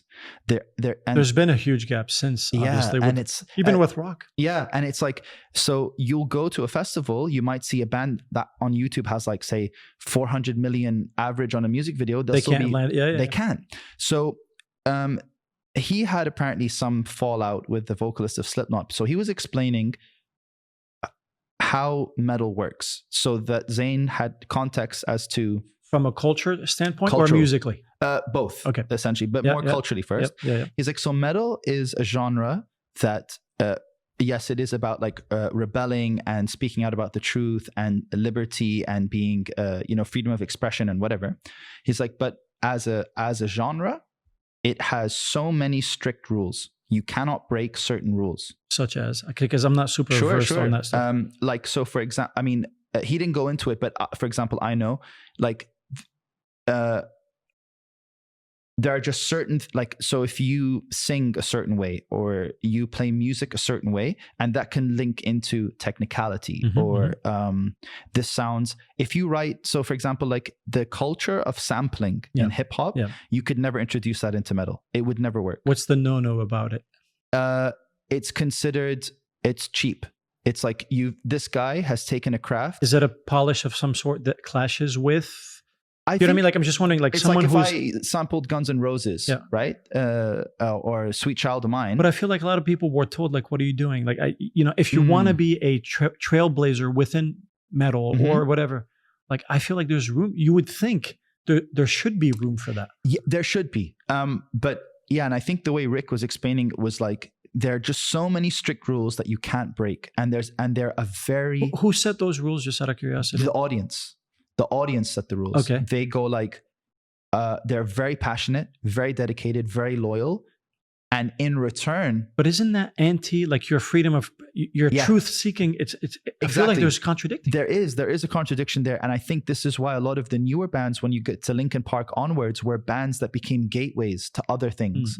Like genre bending. Like Limp Bizkit, Linkin Park, even Pantera. You had Rage Against the Machine. So there's a lot of those. Does Evanescence qualify? I mean, I think essentially they're bringing like, it's like an element of like gothic or theatricality. And classical, I'm trying to think of like the last band that really did it well, but like... does 21 Pilot dip into that at all? Or I think are they more rock than metal, for sure. Yeah. And so I think basically talking about this box that they're in, not that it's a bad thing, because I'm sure other genres like Schlager music in Germany has the same thing. But how would you equate Schlager to a more popular global... Schlager music would, like, I would say it's just like German folk. Okay. Right? Like that's probably the easiest way to explain it. But, like the equivalent of country in the US? I think... Or more like bluegrass, or like... Bluegrass is probably a better example. Okay. Yeah, bluegrass is a better example. It's very like... very traditional. So obviously they have their rules. And I think in metal, the rules are decided by the audience, because they'll be like... a good example, I don't want to digress too much, but no, this is fascinating to me, because there's something, sorry, not to digress more, but I had a huge block with anything that was distorted. Like, like, interesting. Because I'm a melody freak. I'm a pop head through and through. But like even something as Diet Coke rock as Diet Coke rock can get, the second you put distortion on it, I couldn't hear those chords. Like for me, it was more about the sonics of the distortion, where I felt like a lot of the chords and the harmonics were lost, even though they are creating, more harmonics. You know what I mean? But you've got your tonic, you can build on that. You know what I mean? But I literally could not hear. Like for me, it was noise. Yes, like even Mr. Jones by Counting Crows. Do you remember that song? Yeah, of course. Like to me, that was alt, but it was like, I mean, and it's not super, there's not much distortion. I'm trying to think of a band that, so would you consider Red Hot Chili Peppers okay? But look, later, yes, but I mean, this is at that time. I'm not saying now, I'm saying at the time, Counting Crows was like super distorted for me, which they're not at all. You know what I mean? Like, so my tolerance, I think it's an ear thing. It is an ear thing. For sure. Absolutely. But the more you turn up that dial, so if there's a fader from super clean to super distorted is there anything more distorted than say death metal, or like, where do you push the max on the distortion? I'd say, well, are we talking vocally or musically? Just chords, distortion, because it could be vocally, just in terms of crunching the sonics. I mean, there's so many genres in metal, but there's like a million subgenres. I think you'd probably say like death metal. Yes, probably like a more general genre. Maybe the closest you get to that is probably like either like black screamo, or maybe even like slam, yeah, like stuff like that, where it's just like yeah. it's So like if you go 0 to 100, for me, it's like it's a tolerance, right? It's Mhm. so my tolerance has increased, but there definitely comes a point where I flatline. You know what I mean? Like, absolutely. which it's not that I hate. I wish I wasn't. I feel a bit closed off, but in the end, I have to listen to what my body. Oh, of course. You know what I mean? And like it's tolerances, right? But I feel like a lot of the things I look for in music get lost because of that distortion. Do you know what I mean? Like distortion is an art. You can add, harmonic distortion is one thing, but when it becomes distortion is the thing, I've lost a lot of the characteristics of the timbres and the textures that I mean, if it gets homogenized, with the texture, it feels all. Well, it's very interesting to you me, say this. To a non. No, but you have a valid argument, because it actually links to Slipknot again, and I'm a bit of a Slipknot freak. But to go back to it, because I want to get to that point. Sure. In the box of the metal thing, I think what comes inside the box is a lot of incredibly useful tools. Yep. Technicality. Understanding different metrics, polyrhythms, polymetrics, understanding when something is so distorted, you are forced to make something incredibly musical for it to at least sound musical. It needs to cut through. Yeah, it right? needs to cut through. Yeah. So if you're... That's lost on me, unfortunately, because it's like almost like, think of like, how you have the first line of defense, second line. Yeah. I'm stuck at the door. No, but because I had the same journey into it as you. So like, because I was never... I wouldn't even say I am a metalhead, because I never, like I said, I went all the way down. Sure. But I do like lots of different metal. Yeah. So, and it's a genre that you have a very hard time standing out because of those things. Yep. And also because it's not supposed to be for the faint-hearted. It's supposed to be aggressive and extreme. It caters to a certain... It caters to that. And in reverse, they go like, that's what we want.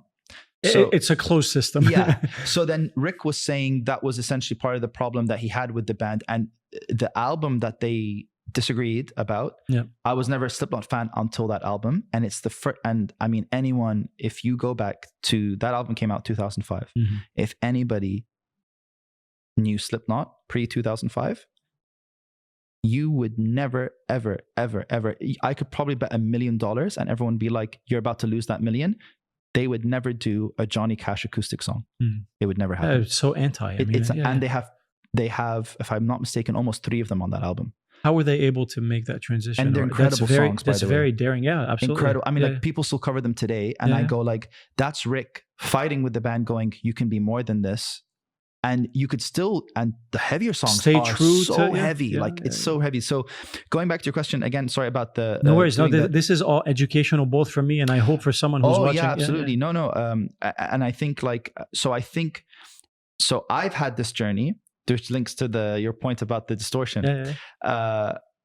So I had this talk with another artist the other day, in the studio, because we had the same sort of journey. So I started with Marvin Gaye, Barry White. Yeah. Oh wow. Like super soul, R&B, Motown. Even my mom was like, Motown. That's Motown. Like, God bless her soul, man. Yeah. So she's like even to the point. Are you hip to Pete Waterman as a producer? I actually don't know who that is. Okay, so Pete Waterman, there's a connection to Motown. He is the person that made Simon Cowell. There was a production group in the UK. So I know about this. Stock Aitken, but I didn't know the name. Stock Aitken and Waterman. They used to go by Saw, and they were the sound of the UK.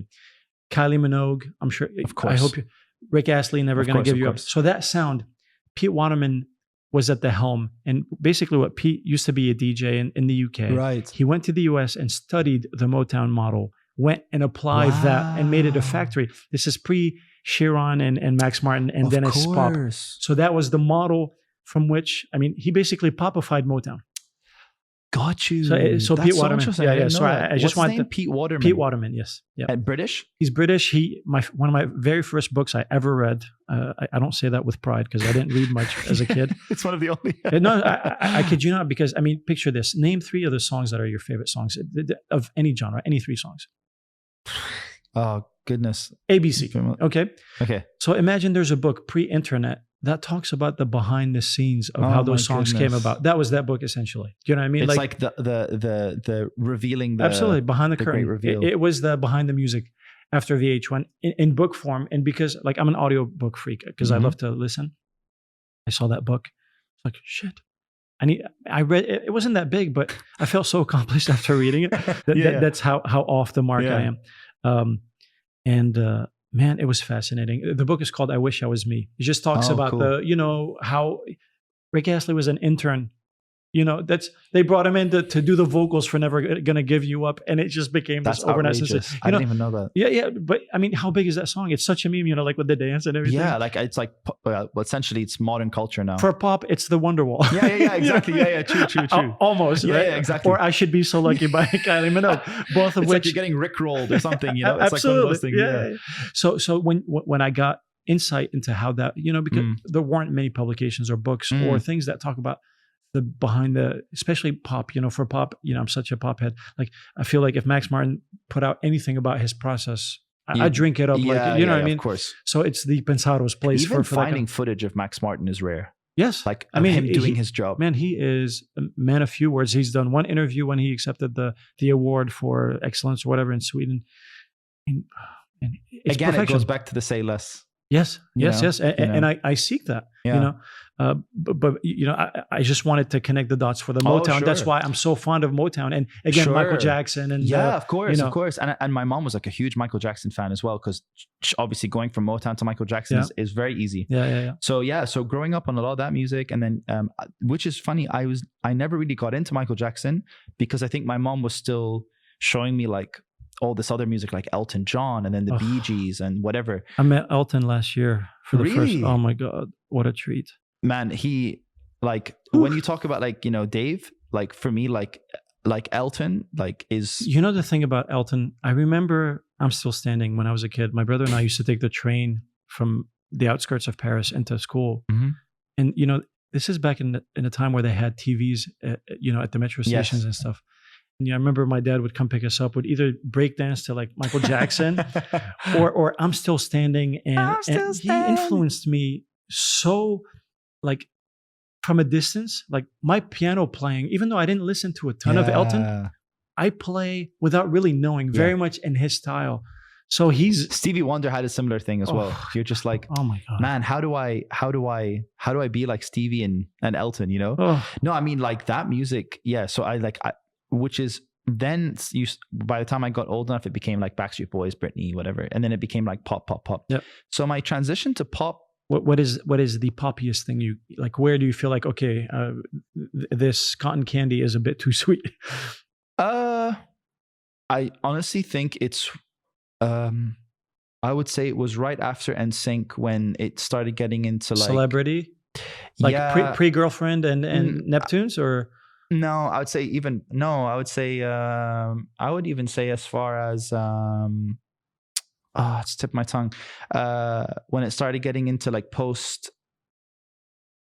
like almost Rebecca Black, then I was like, this is getting got it. That era, almost like the Katy Perry era when I was like, this is becoming bubblegum. I Kissed a Girl or No, I didn't mind I Kissed a Girl too much. I liked that's probably one of the only songs I liked. I think when it started getting into like the Candyland, I was like, it's a bit like I feel too, maybe I just was too old for it. But, I understand. Yeah. It took a wrong turn somewhere along the way. I also felt that it became like sort of like it became like the junk food of music. It's just like how quick can you get this like out the way? What was your take? What was your take on the Since You've Been Gone sound? Max Martin bringing the guitar element with a pop. I love that you brought this up because this is crazy. This was actually my segue into metal. So wow, okay, yeah. So going from that pop thing, I started getting into like rap because of a lot of the R&B rap crossovers, the Nellies, the whatever, and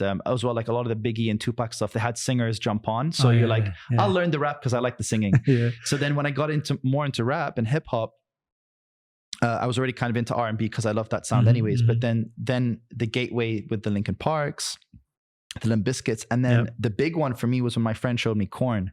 And he's like, man, so for a lot of people that don't know the story about how he's a cool guy, by the way. Who, Jonathan Davis? Yeah, Bro, man, you're gonna destroy it. Like I have 20 Korn posters. I still do. I did a concert. I worked a concert. I used to do event management as well, and he was in there. Yeah. Man, like I met him once after a show for like a minute, but like I was just like, man, this super guy's chill, man. Super chill. Man, he's like one of my like my all times, you know. And like I remember reading an interview in Rolling Stone, and they were like, Jonathan Davis and the rest of the band, they were saying, a lot of people don't know that we were actually trying to make rap music, but we couldn't afford the instruments. Yeah. So for example, the drummer, and it's true when you listen back to it, it's hip hop drums, you know, program beats and well, I mean, even his groove, but for like sure, the quantized, it's got the stuff. MPC feel, it's got exactly. And then the guitarists are actually using the pick and they're scratching to do scratching, so they're going.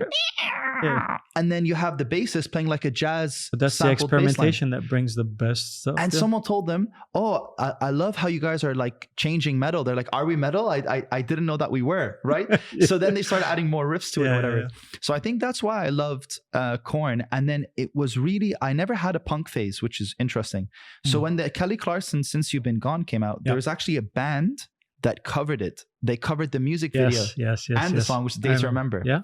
So when I saw that, I was like, wow, like pop is heavy. Like pop can be heavy. And it's because of the Max Martin slow, but the melody, guitar driven. For me, if you strip all that away from music, I mean, look, there's monotonish sounding music. Like for me, Taylor Swift. Not Taylor Swift necessarily. Everything is like one note major. Exactly, or the super tonic with The Weeknd or whatever. What I was going to say is that at the core, I echo Max Martin's sentiments post the pop, his first wave of success, where the Neptunes came in and they were more groove driven and it not melodic at all. Do you know what I mean? Because I seek melody so much. Of course. But what I love about Max Martin is he's a melody first guy. Do you know what I mean? Like he constructs lyrics around, I don't know if you saw his interview, one of his very few interviews. Maybe not. That is a must watch for you. And anyone who is a fan of music in general, please, I'll put a link to that in the show description. He talks about, how he heard music being a non-native speaker. You know what I mean? And it's like, so things had a shape to it and whatever. But like even Hit Me Baby One More Time, for instance, he dreamt the melody and then he put everything. And without really meaning to, I feel like that's where I feel really connected to him is I'm very much being a non-native, being a music first kind of guy. Of course. Look, I'm not saying it's music first or lyric first. These are all, you're trying to reach a similar destination. But because he's such a melody first, it's so satisfying and it's so minimal in its approach and everything. So to your point, so if the melody is there, you could dress it up any way you want. Yeah, and I think that's where, like once I started getting into the punk and rock and metal stuff, and I'm obviously trying to get better at guitar. I started. This is where like my discovery in terms of, because I always loved melody first, and there's like a lot of great metal bands in the metalcore 2005 to 2015 era that came out of like they called it the New American Wave Metal, but it was like a lot of like music from Boston and whatever. Man, like they had incredible, like they had guys that could have been R&B singers, like singing these incredible melodies like Killswitch Engage and they were like very punky, but like there were like so many bands doing that stuff, and I'm like, wow, that's incredible. Like I would love to do stuff like that because I grew up on a lot of pop and R&B. Sure. So it was only really when I discovered the genre that had started, it was underground and it started peeking its head into becoming bigger, was a genre in metal called gent. Is this mid 2000s? I would say 2000. When it started, like 2010, 12 onwards. So it's quite recent. Gotcha. That's when it picked up. Got it. So it's crazy because there's a band, if we go back 20 years in metal, there's a band called Meshuggah. And Meshuggah are considered like savant level. They're probably like almost in terms of like cult status. They would really be up there with like an Eminem or a Biggie or a Pac. But in their... So they had this thing where and at the time of like Metallica and Guns N' Roses and all that stuff, they were doing incredibly syncopated rhythms that you could not mimic, but you could not groove to. It had a, if it's as syncopated as you say, that's like your core. That's your. It's incredible. So like they would have like like but you have like and you're like it was locked. It was just everything is so locked. But at that time it was like, this is just like binary, right? 20 years later, there was an interview the guitarist did, and someone was like, and they never took anything seriously. Yeah. Like they have a music video of one of their biggest songs is them waking up in their tour bus and then air drumming it. At that time on YouTube, it was like unheard of. So the guitarist, someone asked him, what genre of metal are you? And then he's like, and they're Swedish. He's like, I don't know. And the guy's like, you're heavy metal, right? He's like, I make the guitar go gen, right? Whatever that is. And then this became meme culture. And someone's like, what music do you play? He's like, I play gent. So then bands that were very influenced, awesome, crazy. Man, that's like a freak, exactly. So then like when these bands so the kids that listened to Meshuggah grew up, and now they're in huge bands like bands like Periphery, Tesseract, Sixths, all these bands that started going, we're gent, and it became a genre, but it became about how melodic can you be while doing that rhythm. And I was like, I didn't know you could do rhythms like this. So that's when I started really getting into like what we do with the band, and we're like doing all these like crazy like rhythms, but then mix it with a lot of melody in certain sections. Yep. So tying this thing full circle, when I came to doing pop and R&B and hip hop and whatever, when I heard trap, not the Skrillex trap, the sort of trip hop trap, or dubstep, like post dubstep, right? Post dubstep, for sure. And I heard like sort of like where Travis and Migos and where a lot of Drake's stuff started going for a little while. Yeah, I hear all these like crazy hats and whatever. I don't know if it makes any sense to anyone that knows both genres. I started hearing the hats like the way I hear Meshuggah's guitars. I heard, you know what? I heard that so vividly in that performance. Your hats, man, they have a mind of their own. Yeah, they dance. Yeah, they are the unsung hero almost. Yeah, it's because I could hear that. I could hear the rhythm. I felt of a guitar. You know how some things you feel more than you hear. Yes. Yeah.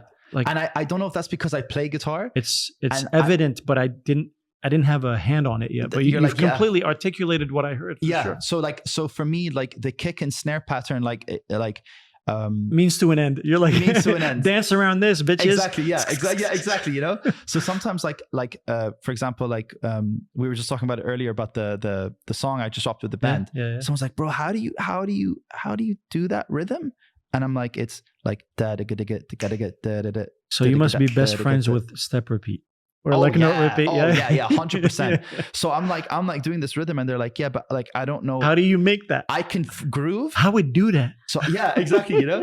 So I'm like, but if that was hats, it'd be like open hat on the thingy, but it's and I'm like, okay, that, and then you start adding the repeats. Yeah. I'm like, oh, then so I was like, bro, this has crazy, man, these hats are crazy. And I'm like, well, that's what I'm playing on guitar. Yeah. So I started finding how the guitars are actually just the hats in hip hop. Yeah. For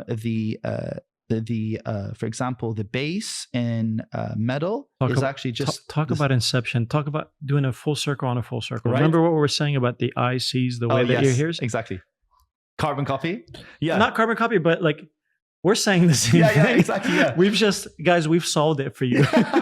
Just listen to this. You're welcome.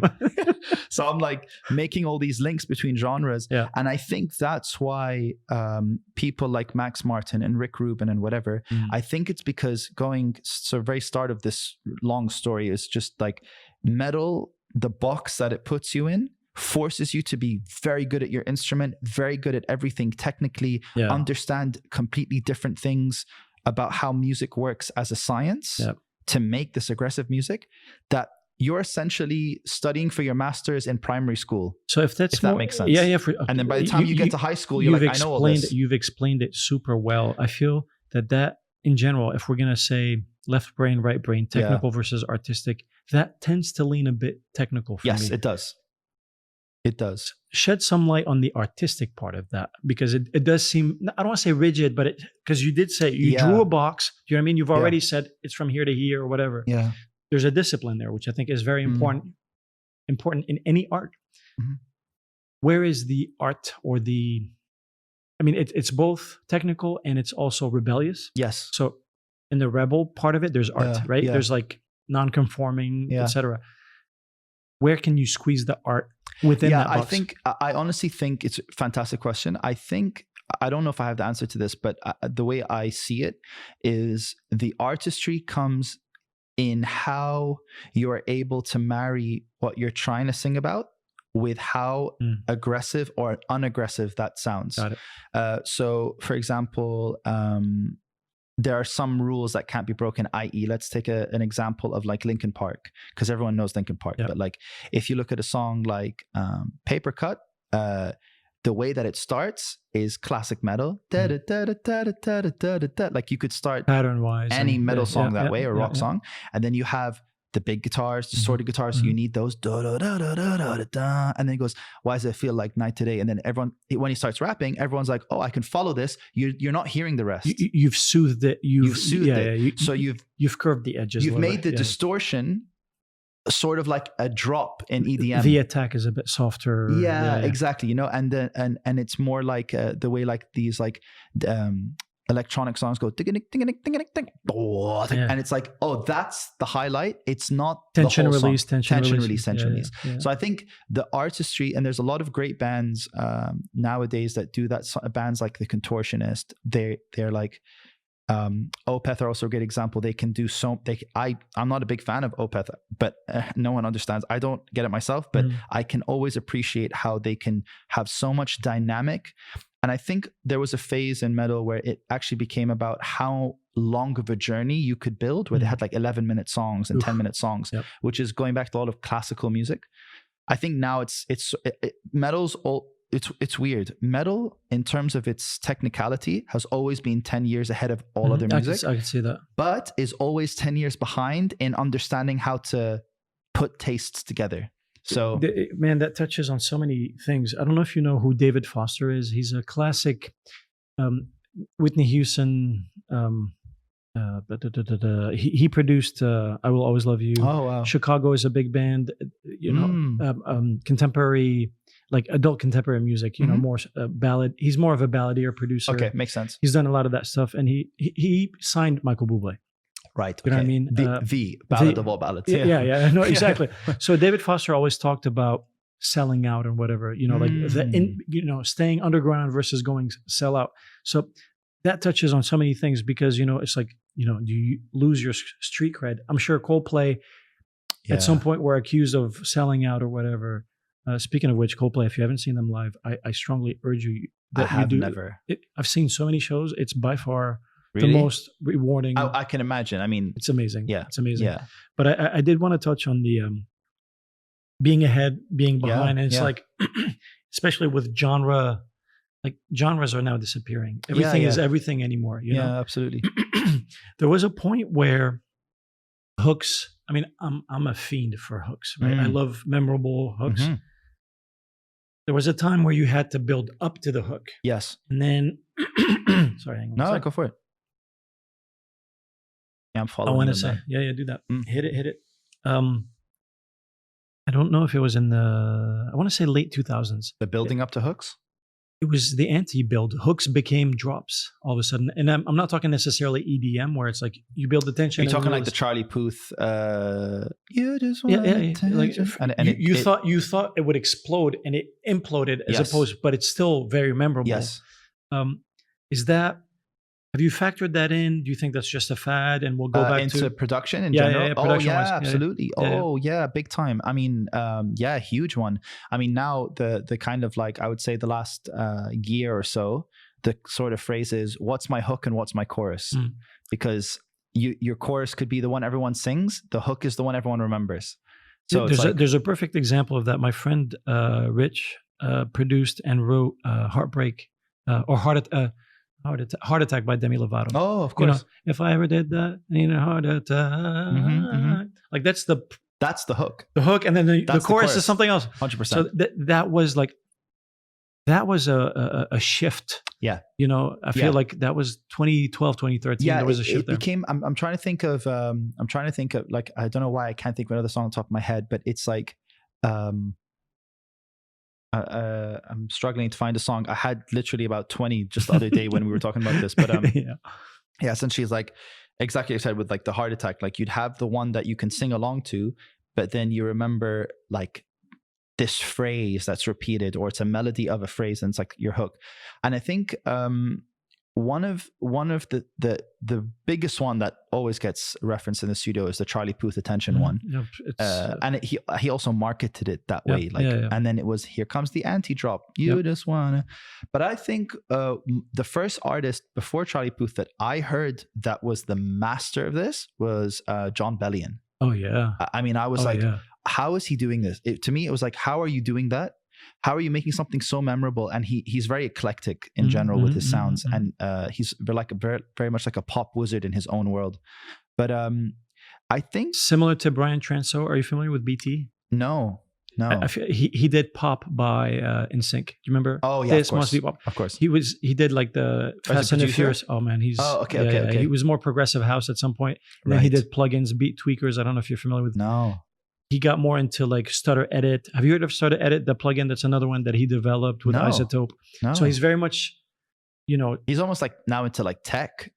I mean, he's a tech producer, right? So very much, Sorry, I didn't mean to cut you off, but he's the one that produced. You were saying which one did he? Pop by NSYNC. And This Must Be Pop, and he did Fast and the Furious. He's done Brian Transo. He goes by BT. I mean, you've probably seen his logo somewhere. He's super technical, but also melodic. I mean, he's a whiz. He's a complete wizard. Well, yeah, like it's crazy because I'm sure it's people like this that have this idea of like, what if we just stripped this whole thing and it was just that? And it is becoming, it's sort of becoming overdone in some genres now today, I feel, especially in like the R&B way, where it's like the hook is almost like just a big synth bass and it like drowns out. And then speaking of synth bass, do you know who Steve Duda is? No. He is the mastermind behind Serum, which I'm sure you use. Of course. So he and Deadmau5 are best friends. Oh, okay. They had a group or a project called BSOD. I don't know if you've heard of BSOD. No. So Steve is equally as talented as Joel, Deadmau5. Mm-hmm.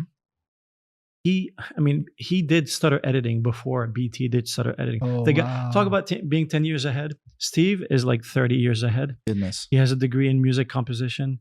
Homeboy is like quietly just... Man, it's sometimes you feel bad for these people because you're like, sometimes you can be way too ahead. I had a conversation about just that, but he doesn't mind, man. He has, I don't want to say a lane. He has not even a highway. What's bigger than a highway? He has a continent all his own, man. A continent. I kid you not, and he is so at peace. He's with Australia. He is another Mother Earth. Okay, Rick Rubin is Mother Earth. He's Mother Universe. I kid you not, man. Steve Duda is one of those brilliant minds. Super humble, super like just disgustingly talented. Do you remember there was a plugin called the BFD, which is Big Fat Drums. He developed that. Wow. He worked with Nine Inch Nails, Trent Reznor. He worked with him and like what was that, Perfect Circle? Have you heard of? Of course. He worked on that band. Do you know what I mean? Like that's kind of his background.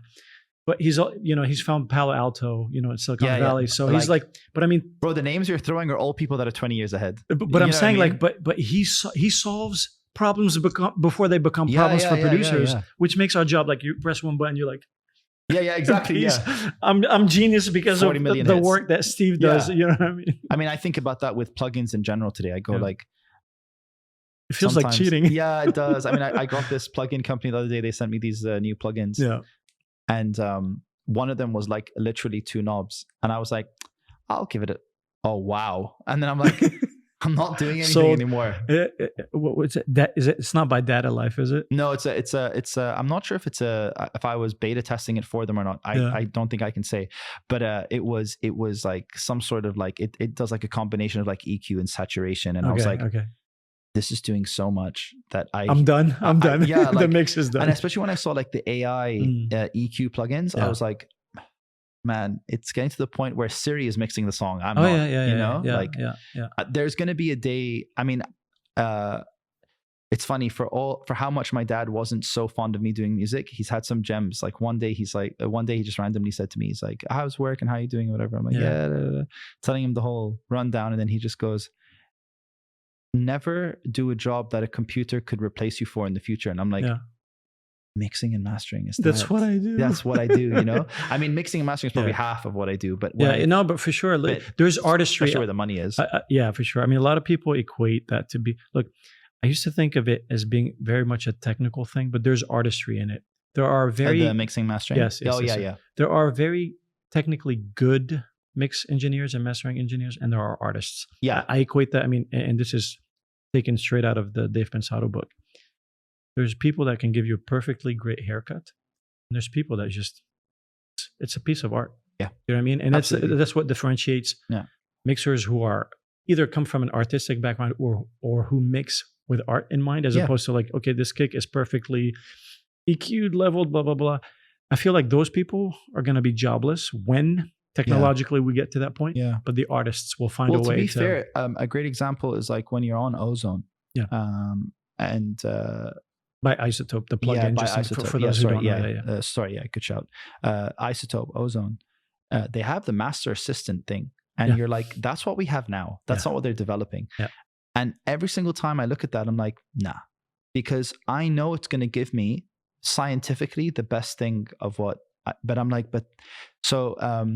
like, for example, I just released a song the other day, finishing it up. And the artist said to me, he's like, I really want those hats to be loud. And I was like, they're quite loud. He's like, I kind of want them to be like right in your face. I'm glad you brought that up. Yeah. I'm like, me too, man. I was like, in the other songs, they were annoying. And he's like, I really feel like in this one, it's just got to be like right in your face, like almost abusively loud. Yeah. And I'm like, yeah, we should, you know? But then obviously there's a limit to how far there's you go. a human call there. And to echo that or to double down on that, one of Dave's disciples, Jason Joshua. Of course. He's the Jason. He's the name that goes around everywhere Jason, today. I mean, Weekend. Yeah. I mean, Jason is amazing. And, you know, he learned, you know, Dave, you know, and he shouts Dave in every interview because he, you know, I mean, and they did the Penwa project together. Yeah. So Jason, I remember, told me a story when P. Diddy came in one day that he had learned from Prince, where you come in and there's an element, it all sounds good, but there's an element that you just wanted to push a bit forward intentionally. And I feel like you could do that. And actually, I was just, I filmed a podcast yesterday. We were talking about AI. This guy is extremely talented interior designer. He's amazing. Wow. And we were talking about at what point did he criticize your place? No, okay. No, he liked You've it. Done well. Apparently, done well. No, because Homeboy is next level. I mean, look, I think he could. I hope he's got Elon Musk genius in him. Do you know what I mean? Wow. And he's a homie.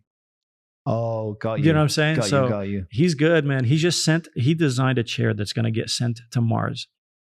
He won that competition. No, I kid you not. Homeboy is good. He's super good. So we were talking about, up, bro. My back's killing me, bro. we'll put in. I'm gonna say that in someone's studio. There's like, bro, that's this chair went to Mars, brother. You know, exactly. It's going to Mars. So I gotta show you his desks. They're I mean, it's like next level. But we were talking about, you know, AI and at what point do we get replaced, and, you know, whether the human factor and stuff. Since it's all bits and, you know, zeros and ones or whatever. You know what you just said about it's a human call to turn up that hat. Yeah. If you write enough lines of code, you could throw in a randomizer.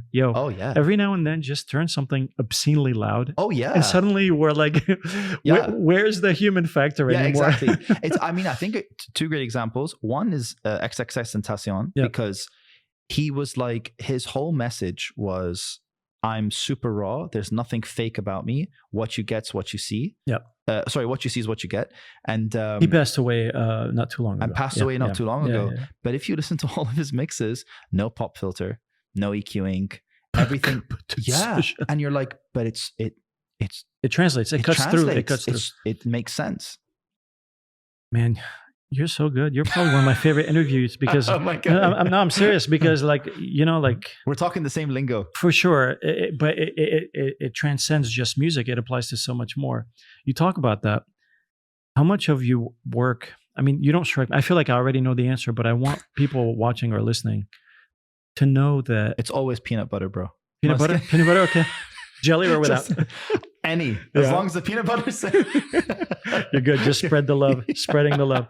No, I was going to ask because as a producer, there is, or a mix engineer, there's a tendency to mix for other mixers. You tend to produce for other producers. Yeah. The general audience could give a flying monkey whether there's a P or they may feel it and not know how to articulate it. Yeah. But for the most part, they don't care. I mean, we're mixing on amazing speakers and adding all this super sauce. Someone's going to hear it from that. Exactly. Yeah. So how much of what you do, I mean, you want the nod from your peers, etc. Mm-hmm. Do you take that into consideration at all, or do you care more about who the end user is? Yeah, this is a tough question because it goes back to what you're saying, because I'm multifaceted.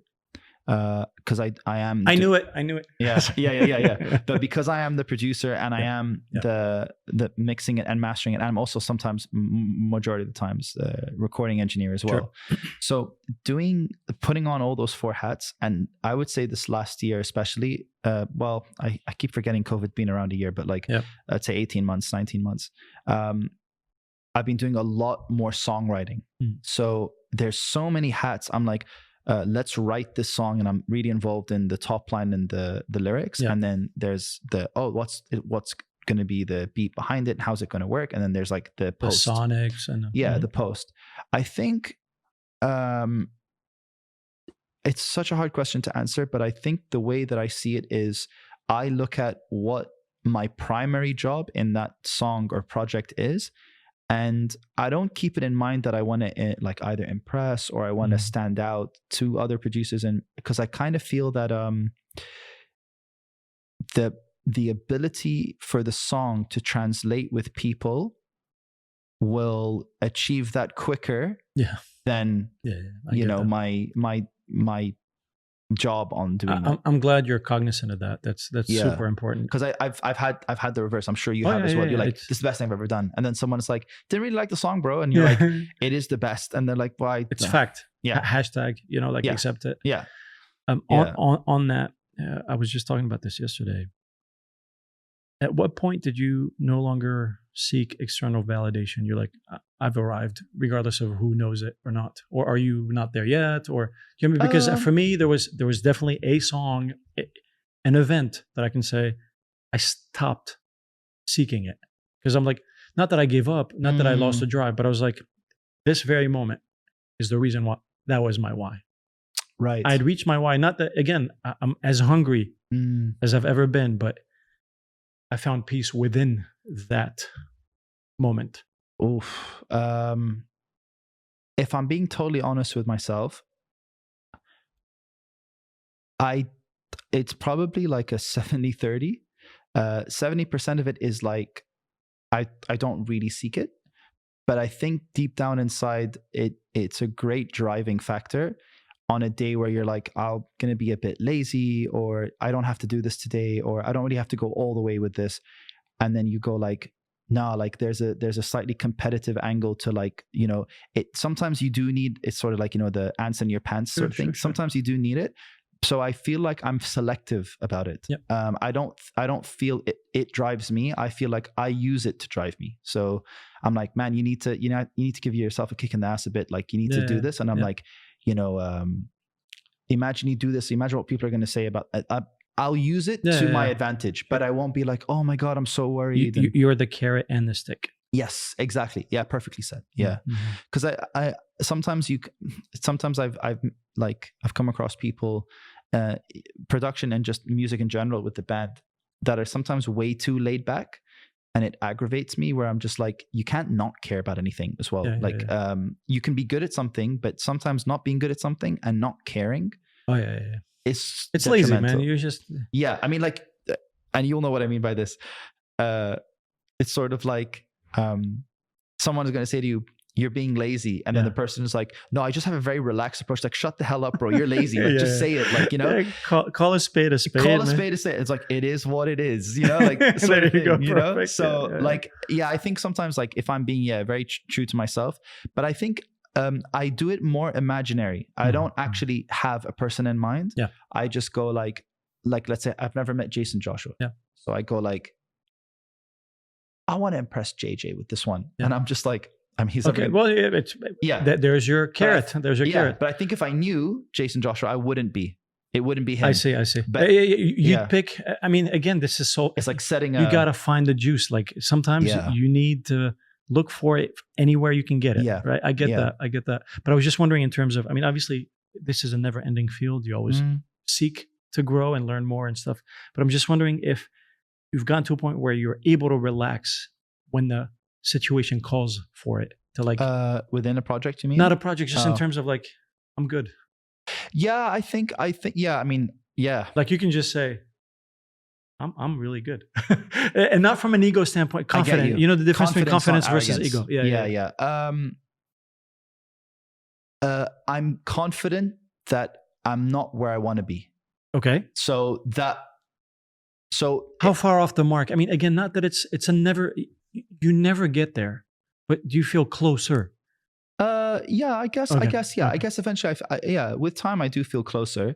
But I think like it's one of those things where like someone come up to me and say like, I think you did 1, 2, 3, 4 wrong, and you're not as good as you think. I'd be like, yeah, maybe. Like, but the ability to identify that, because I think whenever you tell yourself, yeah, like oh, I'm the man and I'm the whatever, it's like if you don't have the ability to check yourself, it's a problem. I have something on that. Speaking of Steve Dutta, let's just to go back to Steve. I remember he told me, usually it's the truth that hurts. If someone says something sucks, if you know it sucks, that's when it hurts. Yeah. That's when it stings. If you're like, no, it's good, you're like, it's too bad he or she feels that way, or Absolutely. they.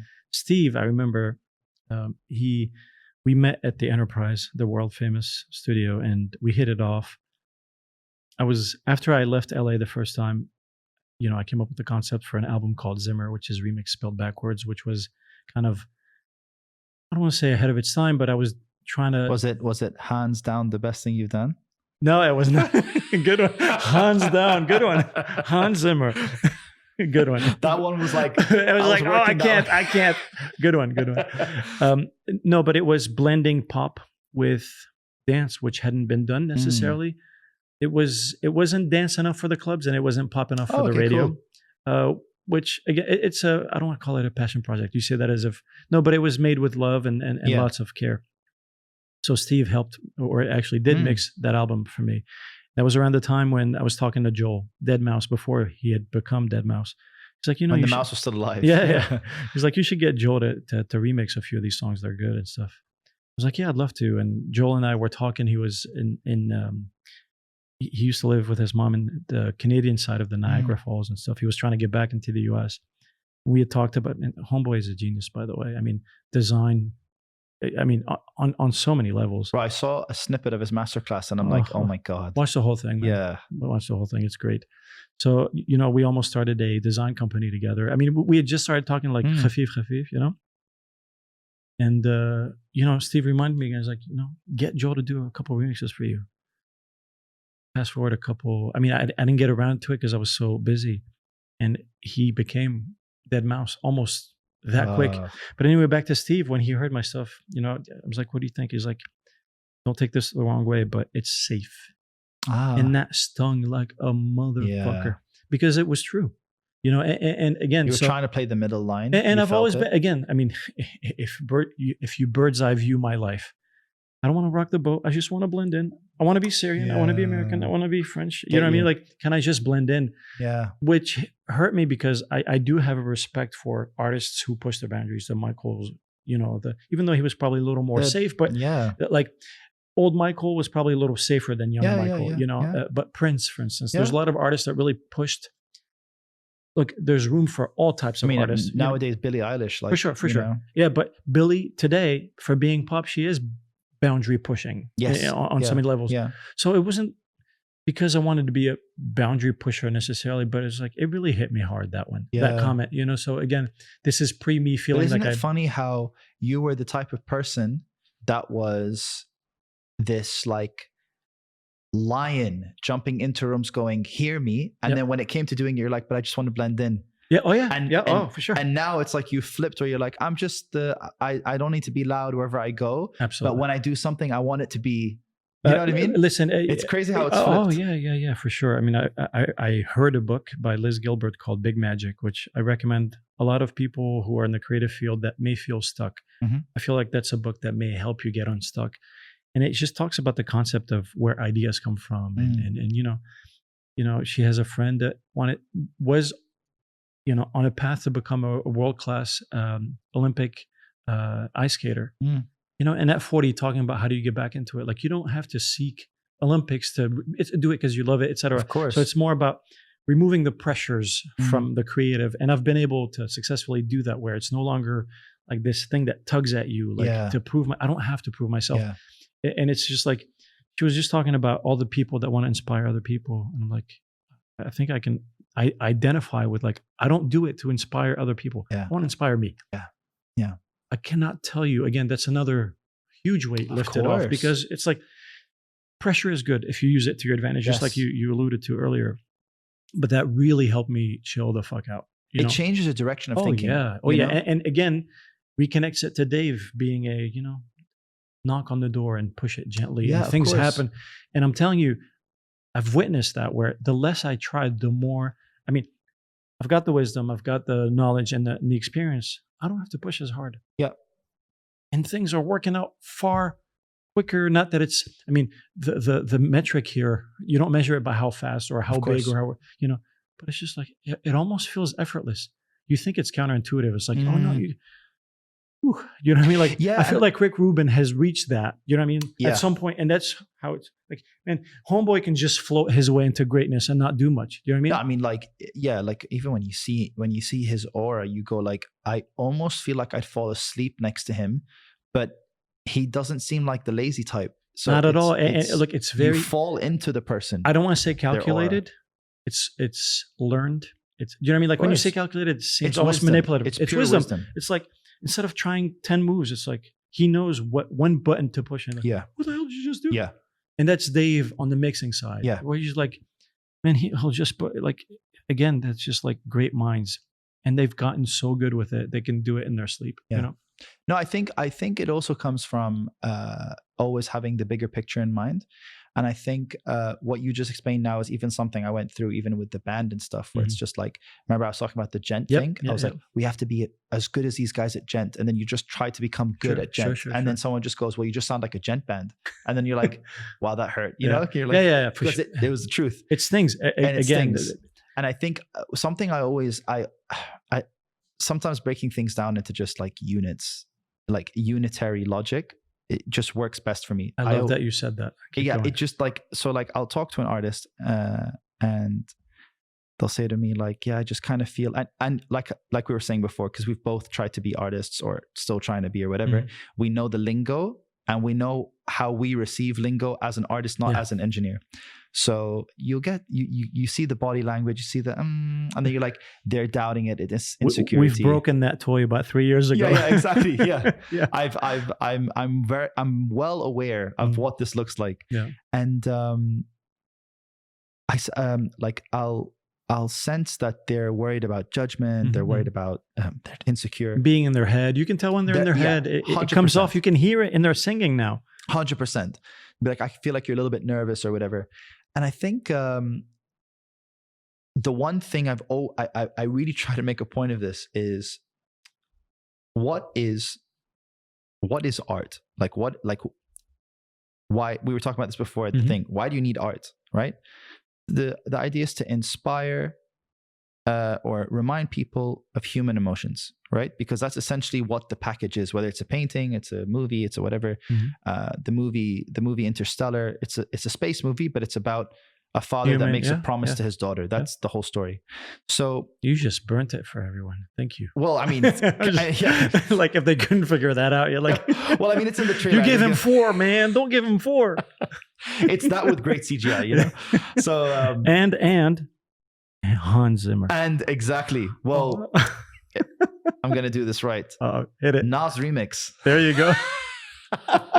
Good one. So like, if your job is to remind people of human emotion, it shouldn't matter what emotion it is. It's the ability to evoke that. Could not agree with you more. So you have to seek, like, I don't mean it like, if and you welcome it. I'm talking about you should look for it. And if you're not getting it, you should be hungry about getting it. You need people to hate it. You need it. You need it. And people fear it. It's a great thing. The thing that hurt most about being safe is I later then even found out with experience, you want something that's polarizing. You want someone to either hate it with a passion or love it with a passion. Of course. I don't want the person who's like, I could live with or without it. Yeah. I mean, there's room for that, I suppose. There's an audience for that, but it was never my intention to be that. Yeah. You know what I mean? Didn't want to be forgettable. All and I know a lot of people that do this. Yo, isma. Yeah. Maskhara, right? Yeah. And you're like, Wallah, I like it. And then they're like, oh, how do you like that, man? That gets art sold because, for example, going back to metal, I don't know why today's such a heavy metal subject, but it's important, man. Again, for as much for me, and I think for others, because there's something lost there. Polarizing about that. Polarizing, but lost on a lot of people. To be especially fair. with how long it's been sort of like in a slump. But like System of a Down, look. I know how many people I've had this discussion with, like, how do you not like System of a Down? I'm like, I don't get it. I don't get it. Right? I hate it actually. Like it's to the point where I'm like, I can't get through a song. They're like, you can listen to this. You can listen to death metal, and you can't listen. I was like, it doesn't speak to me. It doesn't speak to me. And me being the person that doesn't like it goes, man, it's just 1, 2, 3. Then someone's like, no, it's not. I'm like, listen to this. I've just pulled up the song. So if I didn't hate it and they just loved it and I was indifferent about it, it's like, you don't like System of a Down? I'm like, and they're like, yeah, well, we're not talking about it anymore. And your job as an artist is no longer there. And I think the best way to measure whether you're doing a good job at being artistic, my fiance has a great way of explaining this, because sometimes the whole subject, whether it's with an artist over dinner or whatever, but that comes up like whether someone is good or not, or whatever. And she goes, I don't feel like they're an artist. And then someone's like, hey, then what's an artist? She go, and I get what she's saying, but she says it in a layman's term very well. She's like, they don't have charisma. Like neither the music or the video or whatever, it doesn't have charisma. I don't get this. It lacks personality. Sometimes you could, that's a very touchy subject. No, it really is. I feel like Justin Timberlake, I know this is controversial. I think you're about to say what I think. Go. Charisma'd his way into being who he is. His body of work is misaligned, in my book, is misaligned with how big he is. He should have at least 10 Crimea Rivers. He doesn't. I honestly... He should have, or Mirrors. I honestly He has a good body of work, but I'm saying he is much bigger because of his charisma. Absolutely. But he's a star. I will not take anything... Incredibly talented, superstar. Absolutely, but there's a mismatch in my book. Maybe that's relative to others. And gone, this isn't great. And people are like, but it's Justin Timberlake. But they sing him praises. It's like JT. And I'm like... I feel like Gwen Stefani at some point fell into that same, like, Gwen Stefani was Miss Can Do No Wrong. And I'm like, why can she do no wrong? Like, how? I'm trying to think of people that are like that now. I just wonder whether we have anybody that's like that now, where we're like, they can't do any wrong in the pop charts. I'd say 90% of all A-class Arab artists, but that's a different subject for a different day. I'm serious. Mediocre at best. We are kings of celebrating mediocrity in this part of the world. That phrase gets bandied around so much because it's true. And I think, I don't know how you feel about this, but like in general, I feel like it aligns with our culture in a weird. I don't, and I want to be a little bit. I do want to be sensitive about the language that I use, because I absolutely love Arab culture, and I don't mean Arab culture. I mean more this sort of like there's a mentality. It's not the culture per se, or like this post neo Arab culture. It's not the traditional Arab culture. It's lazy. We are lazy. Yeah, and I think one of the things people forget is if you grow. And I want to talk in specific to like about Dubai and like a lot of the GCC countries. You don't really grow up with any struggles, because everything is middle class and upper class, and the so-called like lower class are not people you see. So I know for a fact I grew up in middle class. I wasn't around killers or thugs, or I didn't grow up. The struggle was still manageable. Struggle was waking up for school, not like dealing with someone about to kill me, you know? Or making 1,500 dirhams, working 16 hours a day, 40 days a month. Exactly. You know, like I can never be that person. I couldn't even imagine myself trying to narrate any song from that perspective, because I just feel like I'm lying, you know? So I think because of that, and purely because of the way that the city is and the way that we've all grown up in this region, it's just really hard to narrate struggle, and for us to get across a very unique message when we haven't really, like, some of us haven't lived, if that makes sense, which is sometimes a blessing, you know, like, alhamdulillah, it is a blessing. But like, I think that's why you just find a lot of people singing about relationships, because it's such an easy, they broke my heart. And you're just like, sometimes like, we need more. Like, and I think songs about relationships here work, but you have to be nuanced. Like, you know? It's again, it falls into the safe. Falls into Ghalia's thing as well. Which is why she's relatable. Absolutely. Because some of it's relationship songs, but you're just like, never thought of it from that way. She strikes a chord, man. I'm super I hope she can clone herself, or I hope there are. I'm hopeful that they exist and they just may not have bubbled up yet. But man, she gives me hope. Honestly, artists like Ghalia. Yeah, I would agree. Give me a lot, especially with her age. Yes, she's incredibly talented. Yes. She's already getting into production. Yeah, she's also has a very like strip away all the BS type of attitude. She's good in her skin, man. She is so good in her skin. I love, like, sometimes you speak to Ghalia and it's very rare. You'll be like, oh, like, how's your last song doing? She's like, not well. And you're just like, so matter of fact, great. On to the next. Great. Yeah. On to the next, and man. That mentality is Homegirl huge. is bulldozing, man. Huge. And kudos to her. And it's actually the ones where you kind of like, so how's everything? And you're just like, and they're like, yeah, like, great, man. Yeah. Things are picking up. Everything's going well. You're just like, things are just not waiting well. on that one project to, I'm going to be rich. No, it's not happening, you know? And I think that's what, and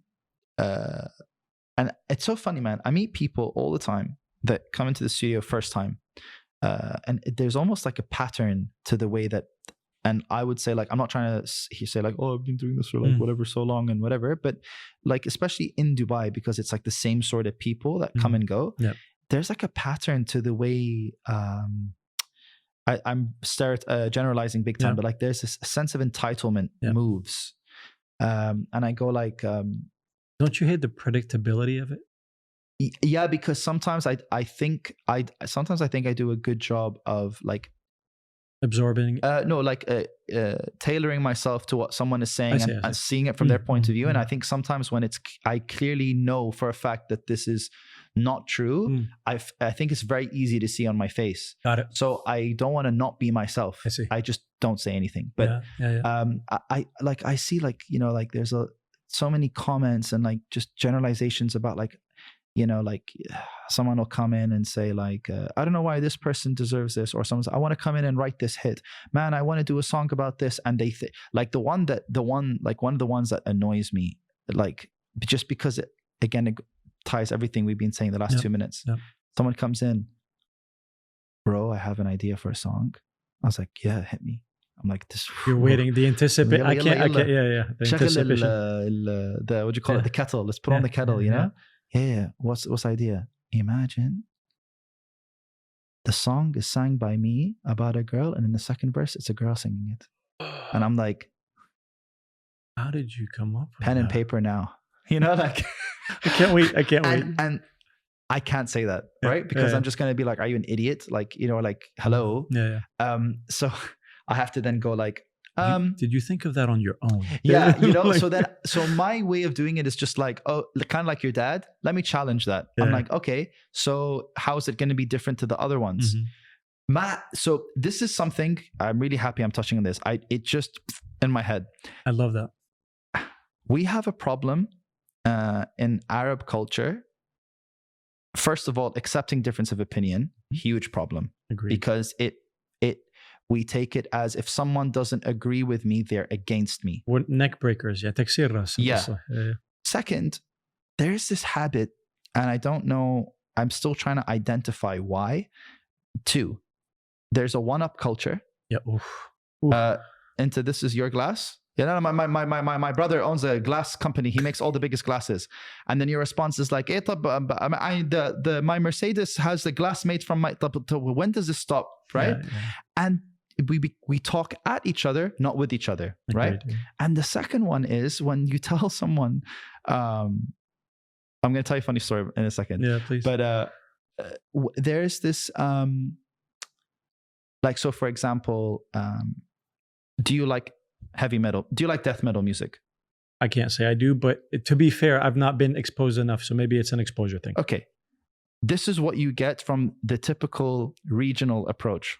Mind you, if you'd asked me that 10 years ago, I'd say, fuck that music. Do you know what I mean? Yeah, I get you. Yeah, because now you're like, my scale went from like a 3 to like a 4, or, or a 5. Well, no, for sure. No, but I'm saying, well, yeah. Well, Yeah. not just distortion scale, awareness of I've become a lot more accepting. Right. So that's wisdom, growth, experience. Yeah. Whereas there was a time where I was super adamant about it's not music. Not necessarily not music, but just that I noise dislike it with a passion. Yeah, I'd be a lot more. It's gingers. You're gonna find some metal dude. You're like, what music do you make? He's like, I make metal, and you're like, and he's ginger. Get out my face, like. Forget Fields of Dreams or Field of Dreams. This is Field of Ginger. Exactly. No, I just think like it's so we have this culture thing where we go like, I really like. For example, do you like death metal? And you go like, no, but I don't really know too much about it. Yep. Yeah, but let's say that you had this and had that, and you did this, but it had like Ed Sheeran, but he was like, would you like it? Be like, probably I still wouldn't. Okay, Tayyab, let's say that it's like, at what point are you just going to take my answer? Mm-hmm. And I have the same issue like with artists that I work with sometimes that have that mentality. I go like, this one you'll know for sure. Tayyab, I want the drums to sound like Drake. I want the bass to sound like The Weeknd because I like that style, and I want the pads and the keys to sound like Migos, like Migos, Travis Scott, but I want the vocals to be like Adele emotional, and I really want like the whole thing in general to feel like a Calvin Harris dancey. Everything under the kitchen sink. Yeah. And then I go like, Tayyib, shoot me. Let's put it this way. But sorry, to continue my example, I'd be like, yeah, well, you can't do that because 1, 2, 3, 4, 5. And I'm like, you know what? You have to educate them. And then they go like, it's that. This is what I mean is, and I'm like, I got what you meant. Please school me. Yeah. Go ahead. Like, this is not I don't speak English. This is I understood you and no. Yeah. And then they go, yeah, because I was actually talking about putting different things together, and I'm like, and I got you. And no, surprise! Like, what? Really? Is that what you were asking for? We can do this all day. Oh, I've actually had a guy explain to me when I'm like that. I'm being like very easy. How it's clipping. Yeah, it's not good. Yeah, because it gives a feel. I'm like. Explain clipping for those anyone that doesn't know. In audio, clipping is basically when the sound that you're recording, the highest level you can go is 0, and when you break 0, essentially your signal or the audio source you're recording breaks up and it distorts, and it basically you're getting loss of quality. And it sounds horrible, not pleasing to the it's right? Crunchy and it just sounds like uncomfortable noise. Yeah, exactly. And I mean, you can use soft clipping and all that stuff. I don't want to get too technical about it, but essentially it was clipping by 10.5 dB. Oof. Right? So for anyone that knows, that's basically if I was talking like this and all you heard was right? So this person's trying to explain to me that it gives a feel. I'm like, I'll entertain it. So are you trying to make it sound like everything is breaking and distorting because we can do that? Yeah. Without being that loud. No, like when something is like, hey, it has like a vibe. Oh, this happened 12 times in a row. And I'm like, you're not saying anything. You just want me to tell you that your idea is great. I'm not going to do that. Mm-hmm. But going back to the I want Drake and Weeknd, whatever. Yeah. Many times I go like, okay, when you go out to eat at a restaurant, what do you where do you go? And they're like, oh, I go here and I go there, whatever, Cheesecake Factory, or I go to whatever, Paul's or whatever nice restaurant. I'm like, what do you order? wallah, I get the steak and I get the lobster or I get the whatever. And whatever. I was like, oh, okay. What do you have for starters? Hasab, yani. It depends. Like, man, that bread, you know. I was like, do you ever like, have you ever like gone out, you're with your partner and you're just like, I just feel like getting ready, putting on my good clothes, driving in the car, nice long drive over to this really fancy restaurant and paying like 600 dirhams for a salad. I just feel like eating some greens. Yeah. No, I was like, because that's what you're asking for. You're asking for some tomatoes, some cucumbers, some lettuce, some olives. You're going to get a salad. You're not going to get a burger. You're not going to get a steak. Someone's going to look at it and be like, this is a salad of different things. Not to dish salads. No, I love salad. I live on salad. Yeah. I do. But I wouldn't go outside. I wouldn't think anything special about any salad. Salad is a salad, you know? Yeah. So I think this culture of and the best word in Arabic is يعني عم تتفلسف. You're getting to the point now, like it's for the sake of being يعني فلسفة, you know? Yeah. So I think the more of the ghalia, like not so well, but whatever we have, the quicker we will move. Absolutely. You know, I couldn't agree with you more. I'll tell you this funny story. This one is really funny. Because I'm in the studio the other day. I can't do this because obviously I have to be sat down, but it's really funny. So I say the other day, this is a while back. So there's these two guys, there's an artist and a manager, and I'm in my chair editing, and I can feel the air of him moving behind me. So he's walking, right? Wow. So I'm like, I don't know what he's doing. And then he looks and he's touching things. Oof. So he goes like, let's say you're like the 963 here. Yeah. He just goes, what material is this? Hey, original. And I'm like, Sonna, like it was made custom. Hey, no, my cousin, he has a custom shop like this. He can do it. How much did you pay? I'm like, I don't know. So I'm just like, double it so he can't one up me. Like it cost me 9,500. Oh, and I'm like, here we go. He did that one. He stops, he moves over to like where your gear rack is, whatever. And then he goes, carbon fiber. I'm like, no, plastic. Yeah, that's why. No, and this happened for 1 hour. So you know what I started doing? I started not giving it to him. Yeah. He wants it. He wants that one up. So he was like, let's say it's the same one. Yeah. He's like, this is custom, original, hey? I'm like, لا حبيب شو fake. IKEA. لا هي درهمين حقها. And he's like, you can't one up that. I underdid you. You set him equal to zero. The whole time I was doing that, he was just like, you pay, how much you pay for this apartment? I'm like, oh, it's bala, bro. No, nothing, man.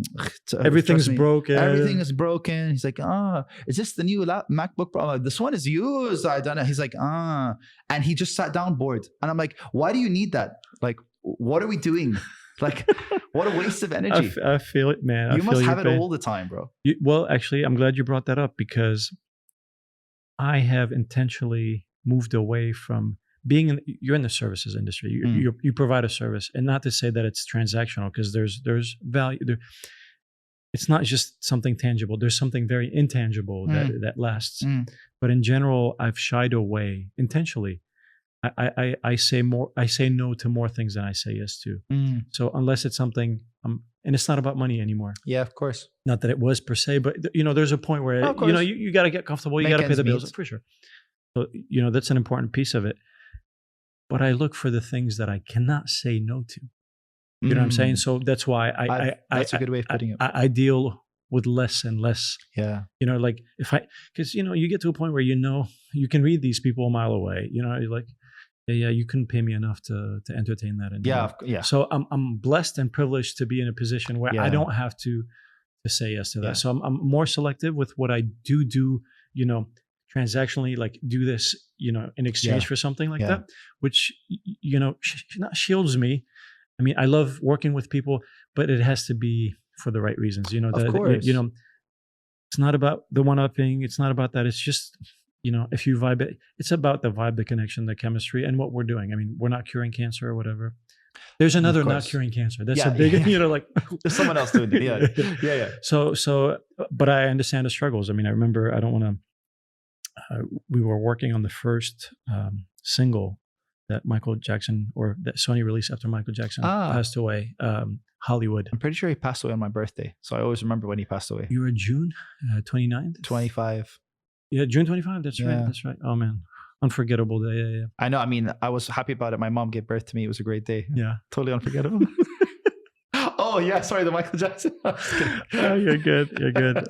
So you know, one of the first-ish records I helped Dave with, and I just remember, you know, resetting the boards and, you know, hearing all the stems. Man, that must have been crazy. I mean, imagine. Wait, this is the day of? Not the day of. No. This is after he'd passed. This is the first single that was released since his death. So their grieving had already happened. Yeah. Okay, so 2009 is when he passed. Yeah. June 25th.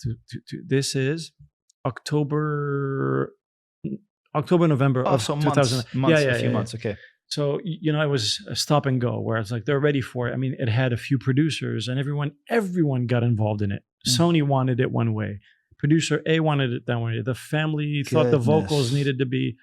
But before we get to that, I mean, I just remember pulling up the faders and stuff, man. I cried uncontrollably, you know, because it. Especially for you when you're saying earlier how much of a. That's what I'm saying. And it's just like, it was unbelievable. I mean, I've had so many pinch me moments, you know, from working with Dave to all the things I'd done before. But that one was especially difficult for me. But the reason I brought that up is that particular project, man, we did 15 or 17 recalls. For those who don't know what a recall is, so there's a massive board called either a Neve or an SSL analog style. Lots of faders, lots of settings. So once you're done with a song, you'll usually write down all the settings and you zero everything out for the next song the next day. So, you know, when you do it 17 times, that means you've mixed the song and you're done. In your opinion, it's already ready for review and we print it. It's done. Game over. If in the future you need to recall it, you can. You know, when you have other songs waiting in line, you got to slot those in. So you zero, you put in the other song. We had to reset it 15 to 17 times. And I just remember Dave saying, like, this song's been ready since the first. You know what I mean? Like, what was it like? Was it like a mix thing, or was it like a just we want to too many cooks in the kitchen? This person wanted that louder. They wanted to fly more parts in. It was a mess. When executive decision making becomes a big thing. It's the whole, you know, too many chefs in the kitchen. I mean, the broth. Yeah. So it was a classic case of that. And I just remember, I remember seeing Dave's frustration and like internally he told me, he's like, or I think he told the guy at Sony, he's like, man, I can mix this song for the rest of my life. Like I can do a different mix every day, but because he's like, what do you think of it? So what Dave told me is like, I wouldn't have played it for him if I didn't think it was done. Of course. You know what I mean? Like, what do I think? Like, it's perfect. Yeah, exactly. I'm done. Listen to this. It's terrible. You know, exactly. Like, let's do that 17 more times, you know? I mean, to be fair, there is a huge, I think a lot of people don't realize the amount of psychology that you have to use because of it's a service. Again, that's when we talked about it. We're glorified therapists. We are. Yeah. I mean, I've actually had someone lie down on the couch before they start. Like, yeah, man, this week's been really tough. And I'm just like, we're just doing this. Geez, yeah. Like, we're doing this, you know? But that's a separate check. That's a separate bill. You'll get the invoice. How much is this again? Yeah, no, this is doubled. You know, like, no, I mean, like sometimes I've just been like hearing someone record something and I'll be like, if it's person X, I should be like, stop overthinking it because they need that little push. Yeah. And another person, I'll be like, do you think that maybe if you did 1, 2, 3, because you've got to kind of... You have to suggest it. You almost have to make it seem like it's their idea. It's Inception. Yeah. You know, like it's just like... Chris Nolan, you're a genius. Man, if we even get into Chris Nolan, it's like dangerous territory because I'm super into film as well. But like, it's just like, you have to be so aware. And sometimes people don't understand that drains your creativity because you're using your creative brain to find a way to get this person to do something rather than make an idea. It's a rechargeable battery, okay? There's only so many, milliamps or whatever per day. And then you're like, I need to sleep and recharge while I sleep because otherwise you're running on empty. Yeah. And the problem is, by the way, is being mentally drained but physically ready to do something is a terrible feeling because you finish the day and you're like, so brain dead, but you're not. You're basically, it's sort of like you're either... يعني تعبان, but not نحسان, or نحسان and not تعبان. And your eyes still see, but your body is broken. You're like, I'm eating, but I don't taste the food. I'm walking, but I'm half sleeping. Bro, I've dreamt in Melodyne. Like I've actually dreamt in Melodyne. Like I swear to God. What key were you in? I don't, honestly, bro. I just remember, like, you know, the way the little bubbles in and I'm like cutting and moving, and then I remember I slept and I just dreamt in Melodyne, like the bubbles. Were talking to me, and I'm just like, I've done way too much Melodyning. I had to do a whole EP in one night, and I'm just like. Speaking of that, I remember I was working with I was producing an album for a then friend. And so my escape was Angry Birds at the time. So it was a combination of Melodyne and Angry Birds. Like, so I could completely relate to them. All over. Oh yeah. I'm just like, this is when you know you've done the job too much. Yeah. And then I have people that tell me, go like, yeah, I don't like to overdo my mixes or my whatever. And I'm just like, sometimes, like I know for a fact, so I don't know if this is anything you guys ever use, but I have a friend that works in a huge studio, and he's one of the guys that really got me into like mixing and production. Mm-hmm. And his name's Liam. Shout out to Liam. And he has this thing called the DFA. Do you guys have that? Yeah. Okay. Yeah. So he's like, you got to pull the DFA, and I was like, I'm pulling a big one today. So explain DFA for those who. I obviously have to swear. Yeah. But it basically means like do fuck all, right? Yeah. So there's one of my favorite ones. This is when I first started, and Liam said to me, he's like, you got to pull a DFA. And I'm like, she's just, this singer is driving me up the wall, bro. It's like, got to pull a DFA. Because it was just endless recalls, like you're saying. So I'm like, so in my studio, I have like the desk, and then there's like a cabinet. And in the cabinet, there's a guitar amp that's not plugged in. Yeah. Right? Power, but no jacks. There's lights, sprinkles and stuff. So I'm sat there. She sat next to me, and this was her feedback. I just feel that when I hear it back, I realize that I don't sound comfortable. Oh, I realize I don't feel comfortable. And I'm like, yeah, I mean, like, yeah. Like hell is a problem, you know, or gas is a problem, you know, and then like that's the vibe I'm getting. And she's like I hear it and I realize that I'm not comfortable. Well, I'm like, yeah, and then maybe you should re-record. She's like, it's not a recording problem. I was like, I'm making you sound uncomfortable. She's like, is there any way we could make me sound more comfortable? Yeah, there's a plugin for that. So I got up, walked over to the guitar amp, and I moved the dials. And she's like, that's right there. And I'm just like, what? Keef? She's like, Lala, how it was before. And I'm like, And she's like, I don't know what you did, but that's the one. Perfect. And I'm like, hold on. Just can you just write this down? 6, 4, 6 4. Yeah. 6 4 3. والآخر واحدة 2. Let's save that. Save that. Send me that as a text message. And then so she's like, got it. Should we put this on all of them? I'm like, wallah, good idea. So I spent the whole session just walking back and forth to a guitar amp that wasn't doing anything. And I was like, listen, I lost so much money on this already. That's a gem. It's not worth it. And I told Liam, and then Liam is like, bro, this is one of the best DFAs I've ever heard. Like normally you get it live, or someone is like, I need more vocals, and you're like, how's that? And it's like, perfect. It's like, I did nothing. But this one was like, I have to get her out. Speaking of that, oh man, I mean, Dave told me there's something psychological, placebo, whatever. You know, when he saw my photography and like some of the things that he liked were shot on the iPhone. He's like, there's something psychological. Like, you know, we're in a multi-million-dollar studio with all the lights blinking and stuff. Sometimes we only have a couple faders up. Everything else isn't doing anything. But someone who's paying your day rate plus your mixing fee plus, they don't want to know that it took 2 faders. They want to know that it took everything in here. Yeah. So the psychology, again, if I take an amazing picture with the iPhone versus you need to feel like it took a lens bigger than your body. Of course. With a ton of lights. Like this podcast is going to be incredible. Exactly. Absolutely. It already is. What was it? 642 you said, right? 642. 2 shui. But that's why. Okay, can you not hear it? Check your headphones. There's a volume knob right there. You see? That's magic. The light's off and it still works. It's perfect. You think you're hearing yourself. You think we're here. I planted myself in your dream to think that you're having a podcast. It's like transcendence. Exactly. I'm curious to hear who some of your favorite producers are. Definitely up there would be Rick Rubin, Max Martin. Those are like obvious ones. Noah Shabib, 40. Yeah. Oh yeah.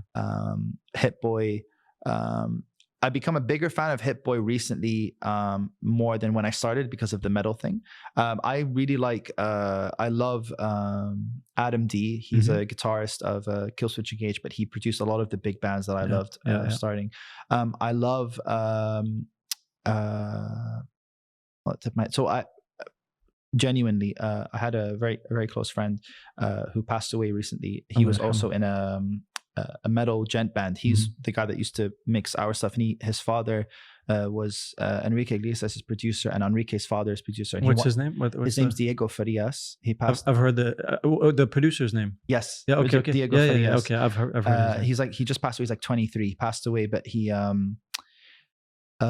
basically the guy that basically taught me how to do a lot of the engineering that I do today. Yeah. And he won like 2 Latin Grammys, I think when he was like 20. But he was like one of like, not just because I knew him, but because he had a very similar journey to me. I loved, I also really like, I like Boy Wonder. I do like a lot of these new guys like Murder and stuff, but I think the timeless ones, I actually really like Chris Lord Alge. I think he, like a lot of his older music, obviously like Quincy Jones, there's a bunch, but I would say like nowadays I'm probably most influenced by, I would still say Rick Rubin. Not as much Max Martin, because I wouldn't say pop's the biggest genre. I get that, and plus there's been a lull. Just in general. I mean, Elangelo as well. There's a bunch. Sorry, Mike Dean. Dean. Yeah. The reason I always mention Max is because for me it started as, I mean, obviously I was a fan of Quincy before I knew Quincy existed or what Quincy did or a Quincy did. But Max Martin for me, along with Pharrell Williams, have both been able to do something on a major scale that few producers have been able to. It's hard to stay relevant for more than a decade. I mean, Rick Rubin, you know what I mean? Like Babyface, which to me, I thought, would never see a sunset, I mean, he's still relevant and but I don't want to say he got stuck, late 90s, he was done. He was no longer the force. The great thing about Max Martin is he's had, a couple of peaks and a couple of valleys, but I feel like not a mastery, but I feel like as long as he wants to, he knows what it takes. Yeah, like I would say I take a lot from what Max Martin did, but I don't actively seek knowing what he's doing now. Does that make sense? Maybe with other producers, I don't care what they've done, but I do seek what are they doing now. Sure. You're more curious. Because maybe they're like they don't last a decade, but they might last this year, and it might have an impact on something. Oh, for sure, stuff like that. For sure, yeah. But so Max Martin's like top 5, but he's not someone I actively look and like, oh, what is he doing now? How's he doing this? Well, the reason for Max, for me, like Max has basically, I want to say, stopped being hands-on. Like he has a crew or a select few disciples. Timbaland, I just remembered. Like, oh, for sure. Yeah. He has a few disciples that take care of the day-to-day. They're more in tune with what drums are hip, what sounds are going to do well. He focuses on the things that really hit me hard, which is he's still a melody king. Yeah. So if I'm curious, is in terms of what new, what are they called? Those things that get stuck in your head? Earworms. Or what new earworm is he going to come up with? Yeah. Because that's his genius. For me, it's not, I mean, there was a time where it was the Max sound that I was, gravitating towards. But once I've stripped all that, I'm like he find melodies and patterns and phrasing. Speaking of phrasing, I really want to single out Nasri. Do you know Nasri from Magic? Of course. Homeboy probably has one of the best vocal phrasing I've ever heard, and a great voice. I don't think he gets enough credit for that. True. So I'm big on phrasing because you could say, give me a line. There's a million ways you can sing that line. Yeah. So that's where it gets infinite for me. Yeah. That line is finite. Well, this is interesting because I actually just brought this up in one of the boot camps. Normally when someone asks you to write out your name, what's the word they normally use? How do you write your name? Or Spell your name. right? Yep. It's weird. It's a weird word. Yep. You would never normally use that word for anything else. Mm-hmm. And spell is normally like to cast a spell. Yeah. And it's derived from the fact that English letters are based on obviously like Neo-Roman and Latin symbols, but essentially that the way that they're structured to look like is actually influenced by a lot of witchcraft. Wow. So because it would be drawn with sticks, right? Because you can draw any English letter in sticks, which is why you can see it on an elevator. You could still like say the numbers and stuff. Things out, yeah. So that's where it was nicknamed or coined. How do you spell your name? So because each letter has symbolic meaning to what that letter means. So for example, like E would represent energy, but for example, S could be evil also. I mean, depending on And then S, for example, would represent a journey from start to finish, and T represents crossroads. So for example, if you look at test, the word test, it's two crossroads. You have a start and a finish, and the journey in between them, and the energy you invest in that. That's literally how they read some of the letters. I mean, I suppose that could be one way to look at it, but you can find other. No, I get that. I'm with you. Yeah, I'm not invested in that, but that's no, I get that. And there's something to that. I don't know. I mean, this is another not tangent, but like my whole name in Arabic, I told you, is Ali Yaqzan. Yeah. So in English, it was Ali Yaqzan. But when I first went to the US, I used to go by Al because it's Al. Okay. So I went by Al for about 15 years. And then my best friend Erica, when it came time to actually change it, she's like, why don't you go by Zan?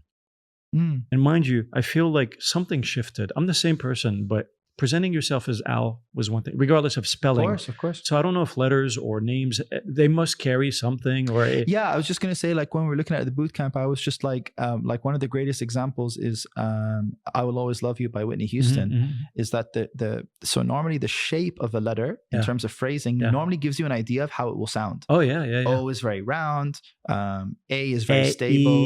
And I just seems very... point, exactly. Yep. And... even in English, like this is something I didn't know until recently, that the length of words is supposed to, I mean, now we have a lot of like lingo, but the length of a word, however long or short it is normally supposed to mirror the magnitude of what you're speaking about. So like earthquake, labyrinth. Or humongous is bigger than large because it's 8 letters and 5 letters, right? And big is smaller than large. And they're small, tiny, and whatever, bit. So I think when you look at I Will Always Love You, a lot of people when you talk about phrasing, like she doesn't go, and I, it's really annoying. So she changes it to an A and becomes like, and and then the E, it's like A-E-A-E. So if you wrote it out, you're like, it doesn't actually make sense what she's singing. So when it comes to a lot of phrasing, like, and pop does it really well, like you can soften out letters. But I think these small nuances in like how you're saying about like Nasri with like phrasing, like being aware of that stuff is almost 2/3 of the job. Agreed. You get what I mean? Agreed. So sometimes I work with people and they're just like, man, I think you're overthinking this. I'm like, I can bring you 10 million examples. It's a thing. This is a thing. Trust me. Al and Zan are two different things. I've done the math. Trust me. I have tests. I have the data to support what I'm saying right now. So going back to Max, the reason I pay attention to him is because he has not disappointed. I'll say the one collaboration that I was hoping would produce better results with him and Adele. Oh, which one did he do with Adele? Was that the new upbeat one? Say hello to your... Oh, I know which one you're talking about. I mean, it's funky, it's folky. I wasn't fond of that. I wasn't, especially because the backstory to that is she had heard I Knew You Were Trouble, which I'm super fond of by Taylor Swift. Like you see that contrast and jumps with melody. It's so rich. Pop. I mean, think of it cheese, think of it whatever you want. There's greatness in those melodies and those lines. And so when she's like, I don't remember, I think it was Ryan Tedder, who I'm a huge fan of Ryan Tedder. Great songwriter. So she'd asked him, hey, who wrote I Knew You Were Trouble? He's like, you don't know Max Martin or whatever. So she's like, I want to work with him. She didn't know Max Martin. Well, I mean, she didn't know.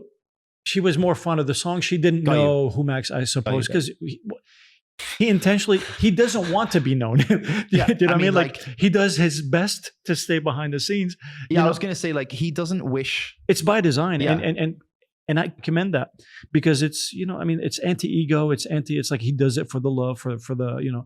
Oh yeah. So like, when he can afford to do that. Of course, but that's been his MO ever since he started. He was never in it for the flash, etc. So it's I think it's, Sorry, you were going to say about the Adele thing. Yeah. So Ryan Tedder told Adele that, or she'd asked him, who wrote I Knew You Were in Trouble? That's okay. So that's why they connected. And the result produced, something that I thought, it didn't have to be I Knew You Were Trouble 2.0, but it didn't yield the result I was hoping. But in general, other than that, I'm always pleasantly surprised by either a new phrasing. It's just his melodies are no, I mean, undeniable. His phrasing, his melodies, undeniable. I in general, it's funny because I've heard songs by like say Katy Perry. I'm like, Max did that. Yeah. And I've heard other Katy Perry songs where he didn't do that. Max didn't do that. He didn't do that. I mean, Ariana Grande, case in point, she just released an album. You can tell. I mean, like, even let me go as far as to say, I mean, I know The Weeknd is all alt. The Weeknd, you desperately need Max like peanut butter needs jelly, man. They're tailor-made. Yeah, I mean, they're tailor-made. I can't feel my face. It's still alt, but it's pop. Like, I'm almost convinced that song is a Red Hot Chili Peppers song. There's a lot there, man. There is a lot. I'm sure. I don't know if I'll find the song. Do you remember the Beavis and Butthead movie? Yeah. Yeah.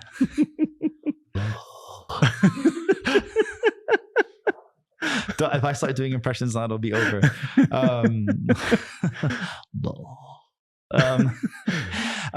There's a fire.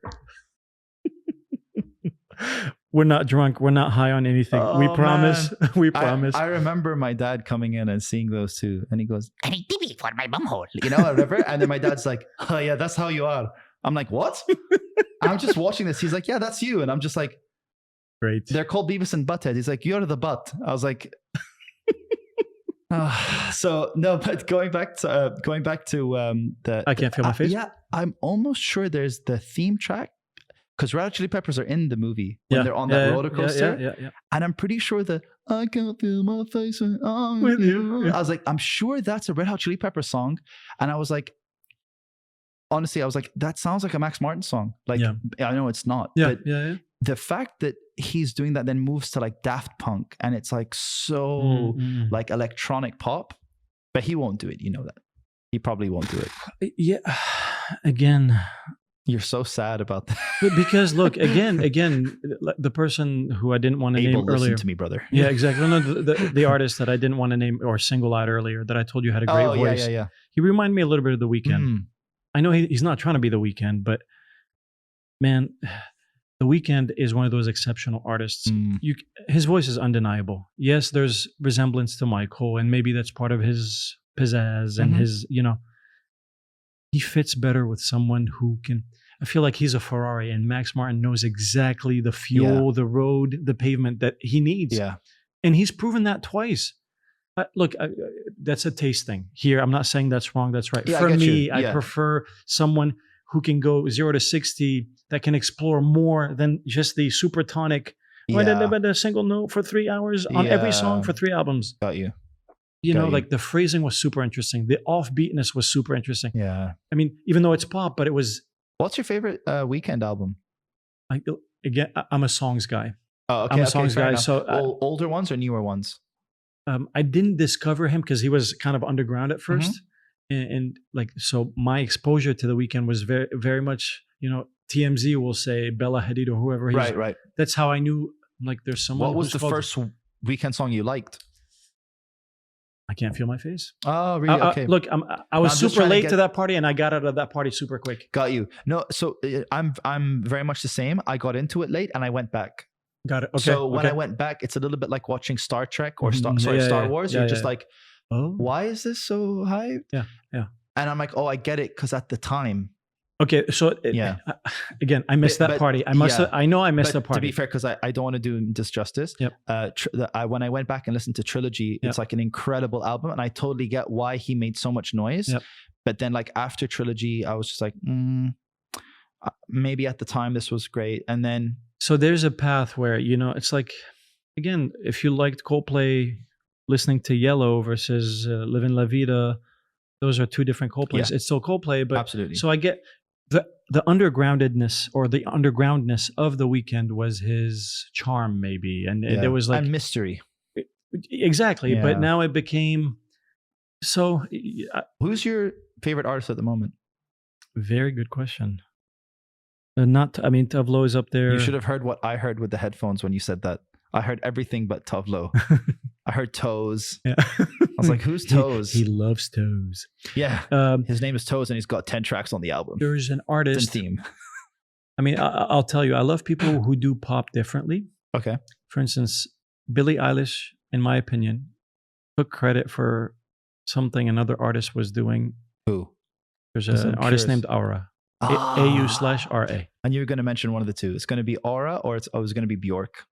Bjork is a little more different, old school, but I feel Aura, like I feel extrovert, that introverted goth pop thing. I like Aura's take on it better than not to say that. Look, I love what Billie Eilish is doing. I think Phineas is great. I think they're great. I don't know if it's as organic as they've sold it to be, but I like Aura in that sense. That's trending right now. I'm trying to think. Well, there's that huge, not conspiracy. I say huge, like I added so much salt and pepper there, but like enormous. Yeah, it's incredible. Yeah. Yeah, exactly. There's this not theory, but there's this a lot of publication about how she's potentially an industry plant.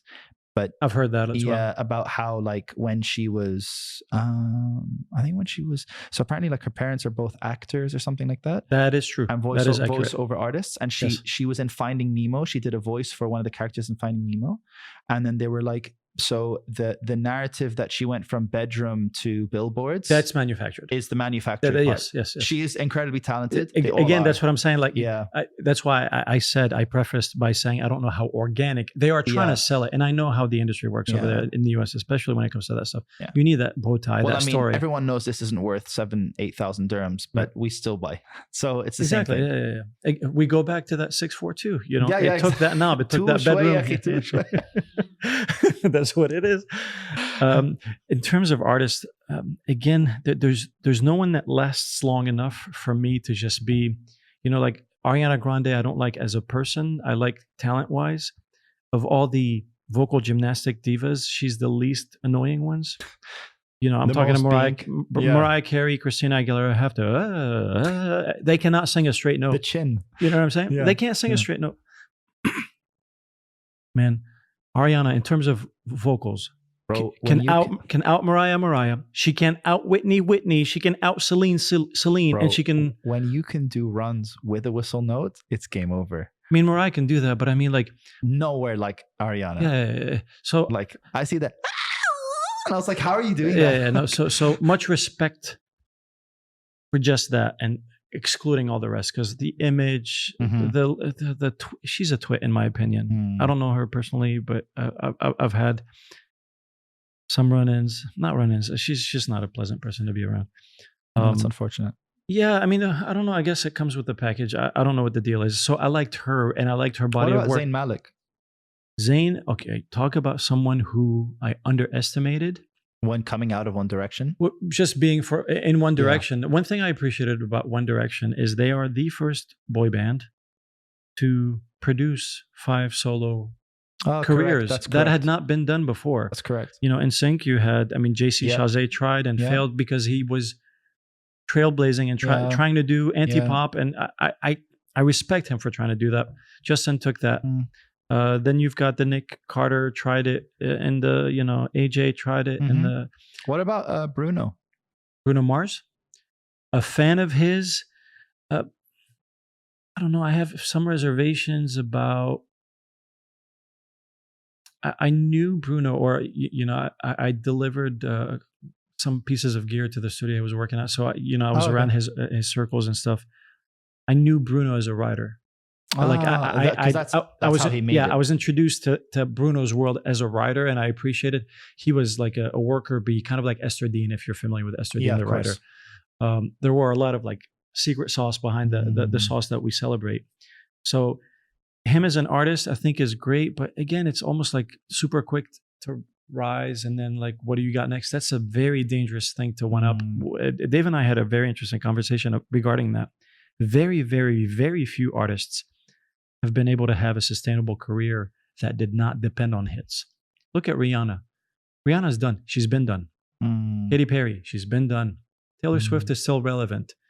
Ariana's still relevant. The second the hits for artists like that, the second the hits stop coming, they are done. Nelly Furtado was a big fan. I have a story about Nelly. Oh no. Nelly could have been my wifey. What? Not exactly. So I'm at Z100. I'm at Z100 in New York. She's like, don't tell the story. No. I just deleted half of this podcast. No, it's the delete button. No. Oops. Yeah. 642. 642. What does this do, motherfucker? Z100, for those who don't know, is the number one radio station in the US and almost thereby by default the top CHR station in the world. A then unknown Nelly Furtado shows up on a Friday afternoon to sing for the staff. We immediately hit it off. I looked, I'm not fond of what's her name, Monica from Friends. What is Courtney Cox? Courtney Cox, yeah. She's a miniature Courtney Cox, but prettier. And I don't particularly find Courtney Cox pretty. Oh, Nelly Furtado. Nelly Furtado. Got you. She walks in, slamming. You know what I mean? But that was not the spark per se. We sparked up a conversation when we were talking and stuff, and she was telling me about what she was working on and stuff. And then she starts to sing. After the performance, she sang "I'm Like a Bird," which I loved, and turn off. Talk about melodies that are just. Yeah. And then turn off the lights. She did. I can't remember what the third song is because I was already by song one. As an artist, not necessarily. This is 2000, so this is exactly 20 years ago. 20 years ago, so 23 at the time. Okay. She invited me to her show. She's like, I'm playing this or that this Tuesday, Wednesday. I want you to come, etc. And I couldn't because I was going to DC at the time. This is in New York, and I remember the rep after they left was like, "What's wrong with you, man?" She was totally macking on you, and I didn't get that vibe. To be fair, I'm like, listen, unless I'm like super into someone, they don't register on my radar. Yeah, and it wasn't set up as like, oh, who's that? You know what I mean? Like, yeah. It was more artist to artist, creative to creative. You know what I mean? So I totally didn't pick up on whatever signals she was putting out there, which apparently to a few others was very obvious. Like, what are you doing? She was talking Hungarian, you were talking Albanian. Exactly. Well, no, she started talking. She speaks Portuguese. Oh yeah, of course. And I'm like, but I was infatuated with her as an artist because she was very fresh. At the time, you had the Britneys, the Christina Aguileras, the Jessica Simpsons. She was still pop. Damn, I forgot about Jessica Simpson. Wow, she died quick. Yeah, yes, but she's a billionaire. I mean, she went more. But talk about no. I mean, like she went fashion and like she like train wreck quick. You completely trashed on my statement so quickly. I was like, she died quick. Your hand was still here, and you're like, she's a billionaire. And no, but no, career-wise, she did die quick. Yes, for sure. No, after that Hardee's commercial, Carl's Jr. commercial. Yeah. But okay, so Jessica Simpson, by contrast, this is a station earlier in Washington D.C., which was the premier top 40 there. I just met Britney, who had just released "Baby One More Time," unknown to. She was 16 at the time, so she wasn't Britney bitch yet. Same with Jessica. Wait, you had help on that record? No, I was working radio at the time. Oh, no, I wasn't working on that record. Sorry, got you. Radio days is different from production. Got you. And got you. But I did interact with a fair amount of artists and stuff on the event management, promotion, and radio stuff. But anyway, when Jessica Simpson came in, I have never, like, my knees gave out. I thought she was so pretty. Really? And she's not my type, mind you. Like, but there was something, like, I remember the feeling. I actually have a picture with her. Like, my knees gave out on me. I've never experienced that with anyone. I'm not proud to admit that, but like it was so vivid that I'm like, did you have like too much coffee in the morning? I don't drink coffee. Oh goodness. No. Did you not have any coffee? I did not have any coffee that morning. No, but seriously. And it wasn't for the celebrity Jessica Simpson. This is a new artist who's going to play "I Want to Love You Forever" at the time. I think was this for her first single, but like she was really stunning. And you know who else isn't my type that I found stunning in a different way was Beyonce. The first time I met Beyonce. Really? Man, she Wait, what, like Destiny's Child, Beyonce? Destiny's Child, okay. Beyonce, Bills. This is Yeah. June of 2000. Again, yeah, she's stunning, man. Beyonce. Yeah, it's like again, neither are my type, but you. they were both like super stunning. Yeah, no, got you. I mean, like it's odd because you know, like sometimes when you go so lately, it's interesting you said this. You'll definitely get what I mean, especially when you start going back to like 80s films and 70s films, and you see who the lead female characters were, and you're just like, how did they think that she was supposed to do a movie with Bruce Willis or Tom Cruise? Because Bruce Willis and Tom Cruise today are still Bruce Willis and Tom Cruise, and you're like, he looks great for 58 or whatever, you know. And then I'm like, that's unfair to women. No, it's not about the aging. I just go like it's not like they were good looking. And they were bad looking and they got better with age. They were good then. They're still good looking now. So I'm like, okay, maybe they look just as good now as they did then. But I look back then, I'm like, what was Hollywood going for? Like, I can't remember what movie I was watching the other day with Bruce Willis. And was it one of the Die Hard movies? No, it wasn't. It was one of his like indies. Yeah, it might have been Mercury Rising. Okay. Or maybe one of those. I was doing a Bruce Willis marathon, and I'm just like, it's not that she's ugly. I don't think anyone's ugly, but I just like and I go like, when I look at this, I go like, this would never happen in real life. You know what I mean? Like when I think Demi Moore, Bruce Willis in a movie, I'm like, I know they married in real life, but I'm just like, I get that, you know? Yeah. But I'm looking through all the old movies. I'm like, I don't even get that's style. One of those where it's like, I know 2 + 2. You're trying to tell me equals 4. It's not adding up in my mind. Yeah, exactly. Right. Another one was Ocean's 11 with Julia Roberts, or was it the one? Like when you look at like, so I'm very fond of Julia Roberts. I like Julia Roberts. I think she's great.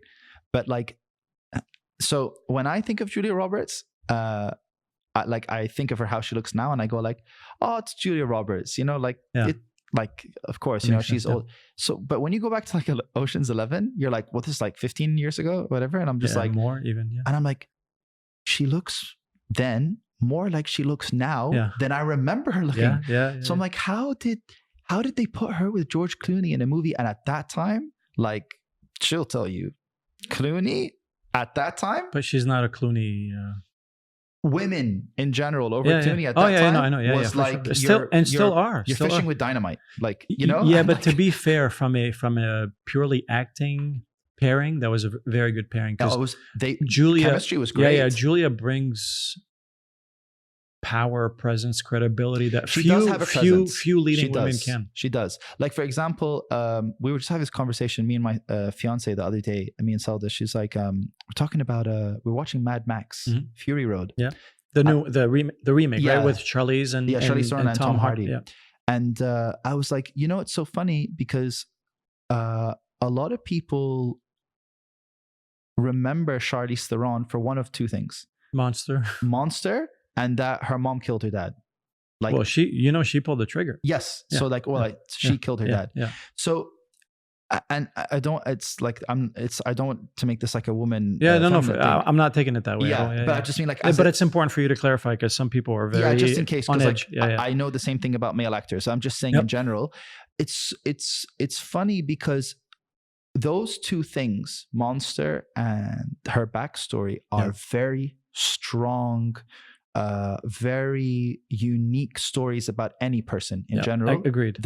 Like the fact that you did a movie about that, and then you have that backstory, and she's from South Africa and whatever. But when you see her in a movie, she doesn't have presence. Like I go like, you would think there's such a beauty. Strong... I mean, she has to mask her beauty. She's so beautiful. This is my interpretation. She's so beautiful that in order for anyone to take her seriously, she has to overdo it. Well, not overdo it. She has to downplay it. In Monster, you're no longer looking at Charlize Theron. You know she's playing the part, but everyone else, you're just so enamored. All the prosthetics. Well, yes. She also did one Bombshell recently, where you know, with all the other movies, you're just enamored, whether you're a fan or not. Yeah. She's just. It's a good point. I feel anyway that you're like you're just like, I'm looking at hi gorgeous. Yeah. What hi gorgeous? You know what I mean? Yeah. So I feel like it's not a bad shot actually. That's a bit harder for someone like that. You know, I feel like few actors and artists transcend their personality. Like I'm a big fan of Will Smith, but Will Smith is Will Smith in every. Well, he's Will Smith in Prince of Bel-Air. Well, in all his roles, you know, what I mean, I Yeah. feel like 7 Pounds was one of the few movies where I didn't. Love 7 Pounds. I love a lot of his movies, Yeah. but and Pursuit of Happiness. agreed. Although there was still some Will Smith seeping in. So much of Will Smith. Jamie Foxx, by contrast, in my opinion, is someone where I forget that he's Jamie Foxx. he's whoever he's playing. Yeah. You look at Johnny Depp is Johnny. Tom Cruise is Tom Cruise. exactly. They're all Bruce same. Willis. What's his name? Sorry, Denzel Washington. I'm a huge fan. Denzel. He's Denzel Love Denzel. as this, Denzel as that.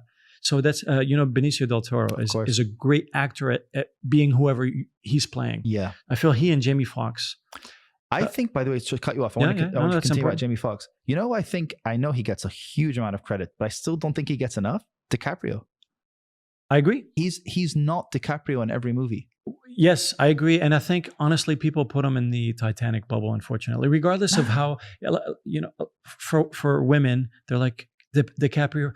I've noticed, Jack. and maybe this is wrong. Yeah, there's Jack. There's something about status that just, I feel, alters a woman's perception of a guy. Like the Brad Pitts, the David Beckhams, and whoever becomes the it guy, or the guy from Aquaman from Game of Thrones or whatever. Jason Momoa. Yes. So these guys are handsome, they're pretty, they're all those things.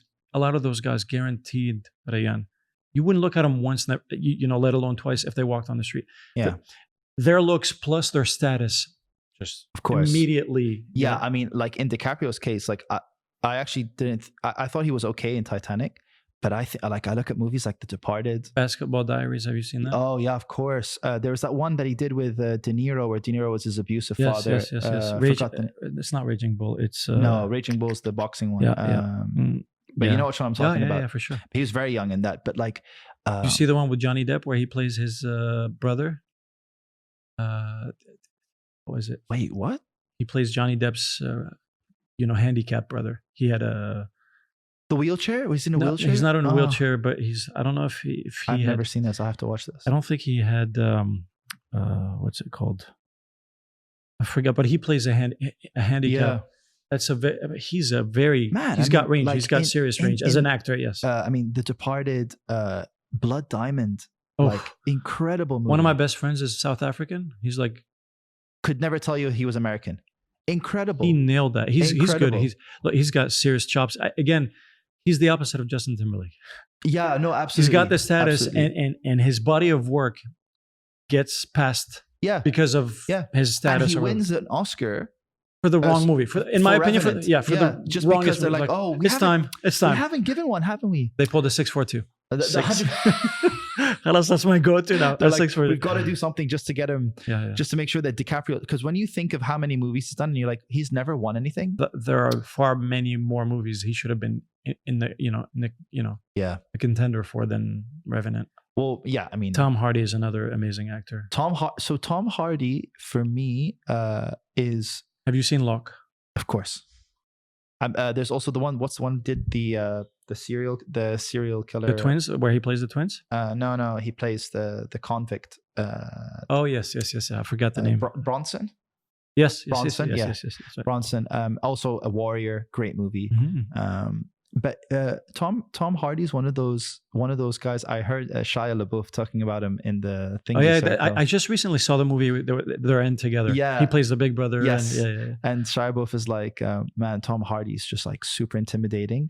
He's got so much. Didn't they fight on that set or something, or they were play fighting or something? He's like he has so much alpha energy that he might as well just piss all over the entire set, because that's how much he wants to let you know that this is my set without saying anything. Yeah. He just walks in, he's like, you're like, this is his movie. Shia has also got range in my opinion. I like Shia. I think he's got some serious range, He's, on Hot Ones, like I watch Shia LaBeouf's Hot Ones, and I'm like, I like this dude. I love Hot Ones, man. That's such a good show, man. Have you tried the So my mom said to me that ever since I was young, my mom said that like when you're pregnant, you have different cravings, and normally that child will grow up to be like really immune to those foods. Yeah. So for example, my sister can eat a lemon like an apple. Ooh. And not flinch. Nothing. And my mom was like, but with your sister, all I wanted to eat when I was pregnant was lemons, apples, oranges. With me, it was Coke and spicy food, right? So as I was growing up, are you a fan of Coca-Cola or Pepsi? Yeah, but I used to be a big Coke drinker, you know. But then when I got to the UK, you know, there's a lot of like Indian influence in food. So I'm like, oh, I'll try something. This is a bit more spicy, And only when I started watching the hot ones, I'm like, a lot of people go like, bro, that's for sure spicy for you. I'm like, no, I feel it, but I don't. It's not really a big deal. It doesn't put me on my back. I want to try the sauces. You should. So I know a guy that said to me, I have the sauces. I'm like, what? Because I think they manufacture a couple. They're like homemade for hot a couple ones. Yes, I think they're like at 5 and 10 now. So they're like, they get the plug. There's a mark. So one of my friends said to me, he's like, we were having wings. He's like, the wing you're having now is about a 7 on the hot one scale. I'm like, okay. I like that it's a standard now. Like according to hot ones, not this Scoville, would put it. It's hot ones. Yeah. So he's like, I'm like, have you had 8, 9, and 10? He's like, bro, listen. He's like, not great spicy, but I did. He's like, I did 8, 9, and 10.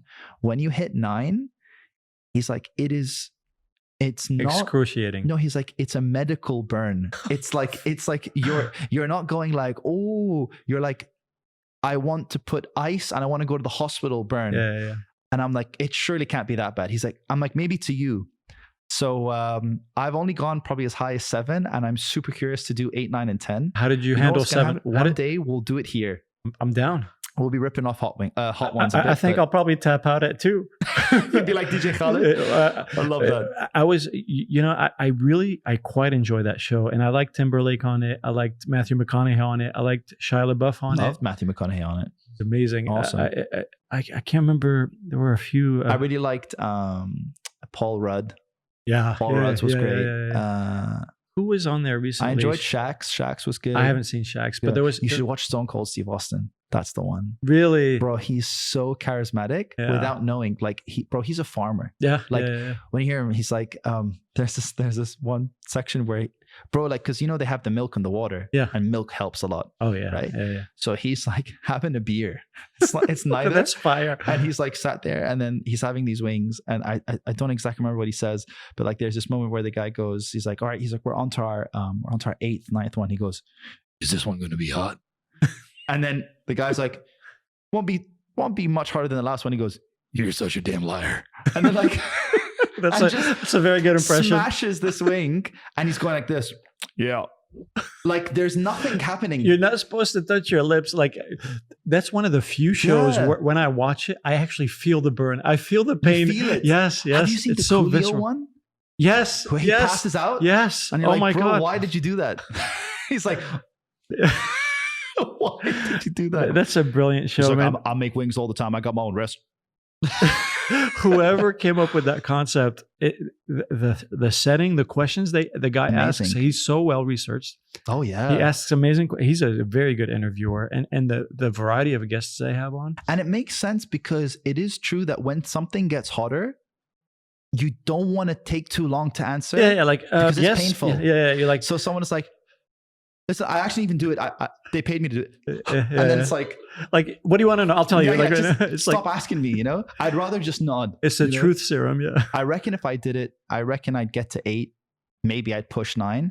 Well, listen, I'm totally game for doing it, but... I'll try and find the guy that has the sauces. All right. We'll get... I reckon you'll get to like 5 or 6. You're on, homie. If you go to Buffalo Wild Wings in Dubai, the one on I've seen Beach Road, yep. Their blazing sauce, which is their like 15 out of 15. So here's a question. Do you enjoy really hot? I mean, I know you have a tolerance for it, but does there come a point where it's no longer enjoyable? So it's really weird because when me and my fiance and a couple of friends used to kind of go like get wings once every 2 weeks. When we were doing that pre-COVID, I think about 4 or 5 trips in didn't hit me.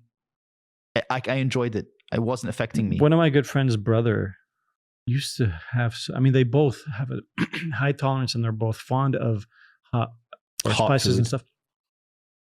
He was 11 or 12. I mean, he's lost a lot of weight since. He was straight up overweight at 11. He's now like a super model, like, you know, very much. Wow, this actually factors in very nicely.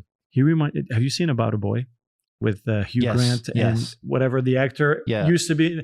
You see how he was a little chubbier as a kid, and now he's like total. And now body.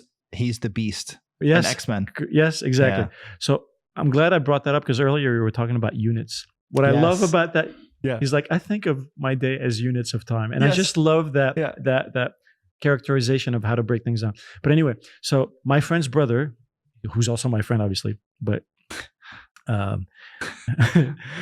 so at 9 he was a little chubbier. He would put so much spicy sauce on everything, Whatever it was. like at what point do you, it's just anything, like I could have a cup with spice, like Oh, wow. you're now, you know what I mean, like it's no longer about the taste of whatever food you're eating. It was, do you know what I mean, like your Right. taste buds get shot. I feel like they get shot.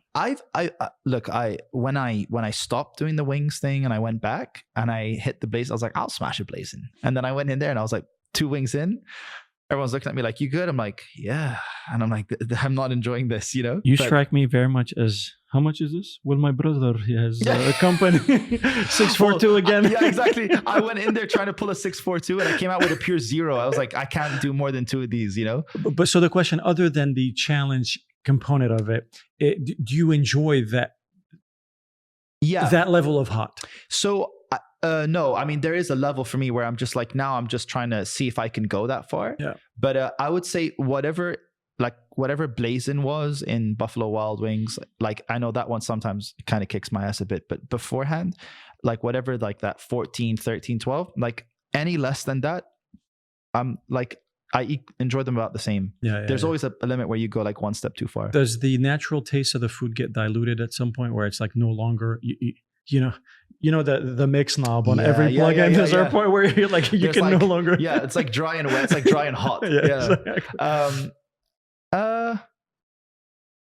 I think so. I think it also depends on the type of hot sauce. Okay. Because, like, for example, does it have to do with the base that they use for that like sauce? so like Tabasco, it's like with vinegar.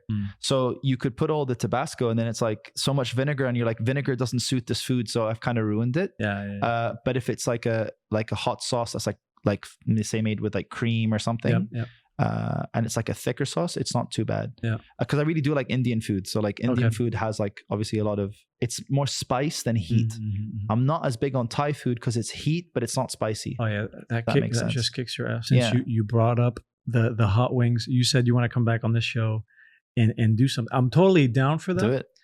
And but you have to do it with me. Of course I'll do it, but I may faint well before 2. I'll just take over the show. You'll play, but You'll be Coolio on the side, like I'll be fanning myself.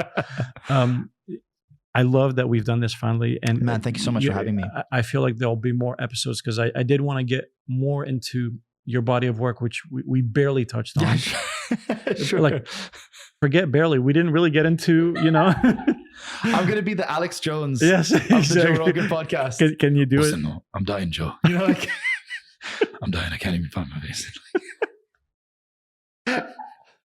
They're eating babies, Joe. They're eating babies. it's like, I love Alex Jones, by the way. I did too. He's such a freaking character, I man. love Alex Jones. Probably I should more I love than how I should. passionate he is. He's like, he's such a kid, it's the man. way it's the way he chews his own face from inside, and he's like, yeah, but he's like he just wants to break something, and it takes all self-control to just like calm him down.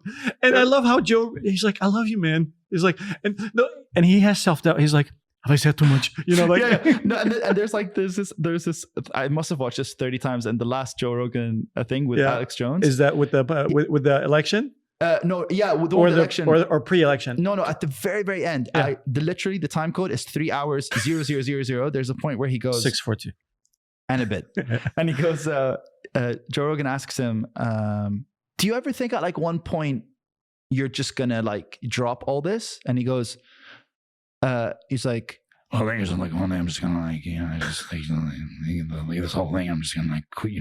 I can't do this. I'm gonna die. Right, I'm just gonna die. And then Joe's like, he's like, because you could get healthy, and his hands in the air, and he just goes, I'm done here, Joe. I'm gonna die. Yeah. I love that. I love that. He's still there, and Joe's like, you could get healthy and lose weight. I can recommend a personal trainer. You can do this. Yeah, exactly. And then he's like, I would love nothing more than do that. And then he's like, you could. I'm chewing my face off. It's like he's not leaving. This emotion is stuck there. I'm like, I love Alex, bro. Alex is the guy. But I will definitely come back. We'll do the wings. Not just the wings. We'll get more. And I feel like this will turn into a series because, you know, obviously we share a lot in common, especially with the production and many other things, you know, being nomads and having, you know, lived in different places. I can't thank you enough for this, man. Thank you so much for having me, both you guys. A blessing, Anjad. Thank you so much, man. I'll see you real soon, man. Of course. Thank you so much. Cheers. Thank you. Take care.